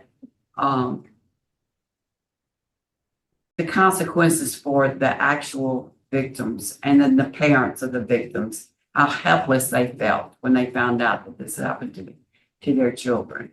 So ripple effect, I mean, I know because I taught that kind of class, but then when you make it personal and you put faces with it, that's what you really need to do when you start talking ripple effect with an offender.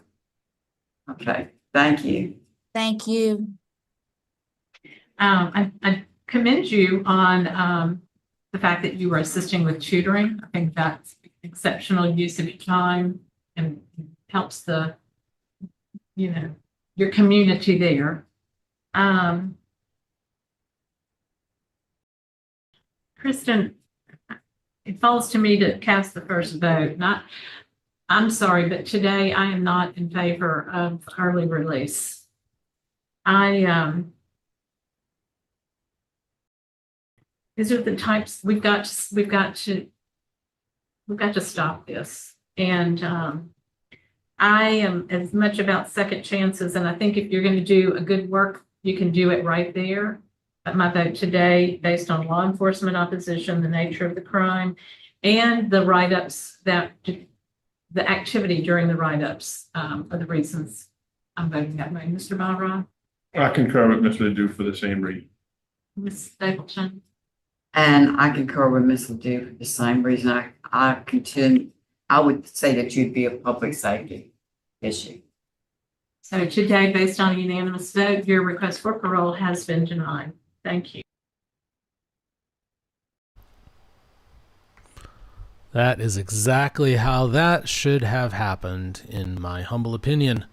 Alrighty, friends, a few more minutes left for TCF Live. Let's go back to Judge Stevens. I've got him paused at the moment.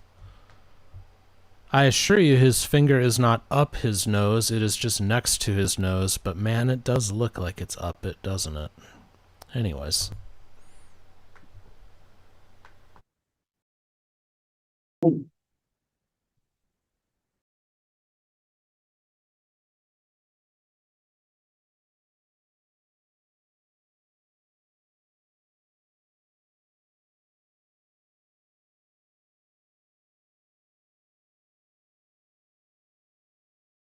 All right,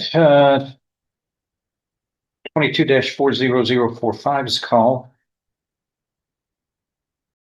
Adam Cameron Dixon, that's you? Yes, sir. Okay, this is a motion that was filed heading toward a year. Oh, Yes, we had a similar hearing back in February, I believe, or beginning of this year. There have been some external circumstances that have changed, so we were just re-urging that motion to request that one to be set. what are we doing on it? We're waiting on drug test results for the underlying new offense that's alleged in the motion, Judge. They have not been indicted, have not come down the pipe yet. Since they're being tested, we don't know yet if it is an actual controlled substance. That's why he's not been indicted, but Mike had some notes here that he was going to check on the labs. I don't see any follow-up notes. Year old. If that's a make or break issue, I just need an opportunity to make a phone call to the lab and I can find out, Judge. Okay, what are you asking? Judge, his mother passed away 2 days ago. He was hoping to have a bond set. I know he's on straight probation and not entitled to one, but he was hoping to have a bond set. His new offenses have not been indicted yet, and he is presumed innocent of those offenses. So we would just hope that the court would allow him to attend services and everything else from his mother by setting a bond in the motion to revoke the probation case. Those are the circumstances that have changed for him. But he's not presumed innocent of what he's been convicted of, the evading arrest. Correct. Which this court's watch, which this motion to revoke probation contends you've committed 5 violations and 2 of those are crimes.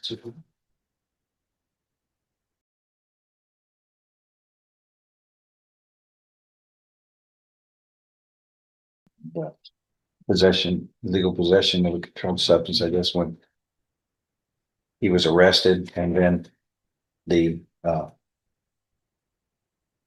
prohibited substance in the correctional facility that they found in your crotch as you were being booked into the jail.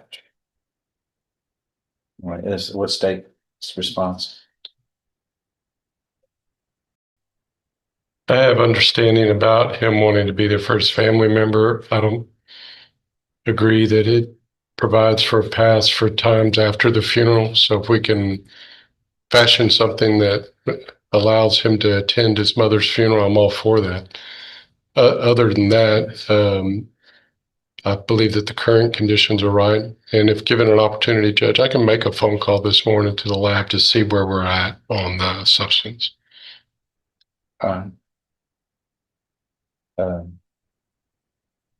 The fact of the matter is that the passing of relatives, it's a natural event. Yes, sir. Happens to all of us. You're in custody and you don't have your freedom for good reasons, which had nothing to do with your parent, but you, which unfortunately, when you make bad choices, those work against your freedoms. And I'm not particularly inclined to let you out, especially with evading arrest conviction. And then on my watch, when you've been convicted of it, being arrested and charged with these 5 violations that you promised when you were placed on probation that you would completely, fully adhere to. But probation office has carved out 5 failures. I just don't trust you. When is the funeral? Services on. Next weekend, so. Friday and Saturday, just Saturday. Saturday. Saturday and Monday. Mistaken. Right, Saturday. If she passed. Well, I open the door for one, I open the door for everybody. That's just the way it is. But the law says he's Yes, sir. entitled to, he's not by law entitled to release. Judge, I know Mike owes a response to not only the court, but defense counsel about where this drug testing is at. Say that So again? Mike owes a response to both the defense counsel and the court about where the labs are at. So I'd like to make the phone call to find out so that the parties know what we're working with here. Well, I'm not sure that makes a real difference to Yes, sir. what the request is. Yes, sir. The request is under a situation where he's been convicted, or he's on probation, and he's been charged with 5 violations that on this court's watch, but the law has fashioned a rule in spite of the presumption of innocence that people convicted on regular probation are not entitled by law to a fine. Judge, I think where the lab results may come in, it may help provide a clearer direction on how to proceed on the motion to revoke probation. To where if we are addressing violations 3, 4, and 5, who appear to be more administrative violations, that might change things for the potential of a hearing or an offer or an agreement on how to resolve this motion to revoke probation. So I don't necessarily think that, and correct me if I'm wrong, Mr. Ham, but I don't know that we're thinking that it comes into Yeah, I play wouldn't in have a- terms of the I bond wouldn't being have a set. problem with if just 3, 4, and 5 were the only things. Correct. So if there's an update We've from done the that lab. before, but what we got is allegations 1 and 2 are 2 separate felony offenses, possibly, depending upon what one is. But a prohibited, if it's prohibited in a correctional facility, that's going to get you a felony. Yeah, this was added on, or I would have actually checked on it yesterday, Judge. So Okay. May I have the On update? Saturday? Next Saturday. Next Saturday. So we have. Saturday week. Yes, we have a little bit of time if something changes. All right. Then we reset this for a week. Okay. Okay.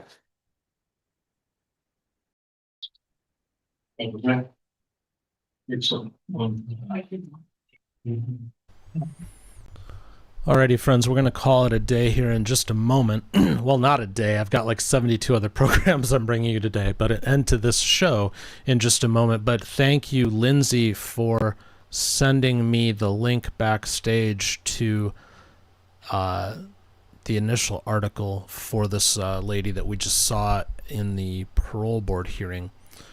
This is from... Where is this from? KPLC TV 7 in the area over there, and this is from February 10th of 2020. Lake Charles, a teacher at Reeves High School, has been arrested on sex charges related to accusations that she was having a sexual relationship with a 16-year-old girl. Kristen Ward, 42 at the time, so she's approaching 50 now, was arrested in Allen Parish Monday afternoon on 5 counts of felony carnal knowledge of a juvenile, 5 counts of indecent behavior with juveniles, plural, 1 count of contributing to the delinquency of a juvenile, and 1 count of obstruction of justice. Ward was also arrested over the weekend in Calcasieu Parish on 1 count of contributing to the delinquency of a juvenile. Herbert said he has spoken with the Allen Parish School Board, and Ward is on administrative leave pending the criminal investigation. Obviously, she's long since fired now. 1 count of contributing to the delinquency of a juvenile. 1 count of obstruction of justice. Ward was also arrested over the weekend in Calcasieu Parish on 1 count of contributing to the delinquency of a juvenile. Herbert said he has spoken with the Allen Parish School Board, and Ward is on administrative leave pending the criminal investigation. Obviously, she's long since fired now. Herbert said the sheriff's office is aware of at least 5 different meetings between Ward and the juvenile. So there you go. That's kind of the background on all of that. Ashley makes a good point. During the COVID period, yeah, a lot of shenanigans went on during COVID, not just COVID. That was a shenanigan in and of itself, in my humble opinion, allegedly. But yeah. So anyways, friends, we will be back in about 2.5 hours for second session, 2:30 p.m. Eastern, 11:30 a.m. Pacific. Back tonight for Sidebar, 8 p.m. Eastern, 5 p.m. Pacific. Again, on Sidebar, we've got 2 things going. It's Choose Your Own Adventure night, so come join the show and be prepared to tell us in the chat what you wanted to talk about. And as well, I'll be making an announcement during Sidebar tonight that I think is pretty cool. So there you are. Go have yourselves a good couple hours. Hope to see you soon. Take care. God bless.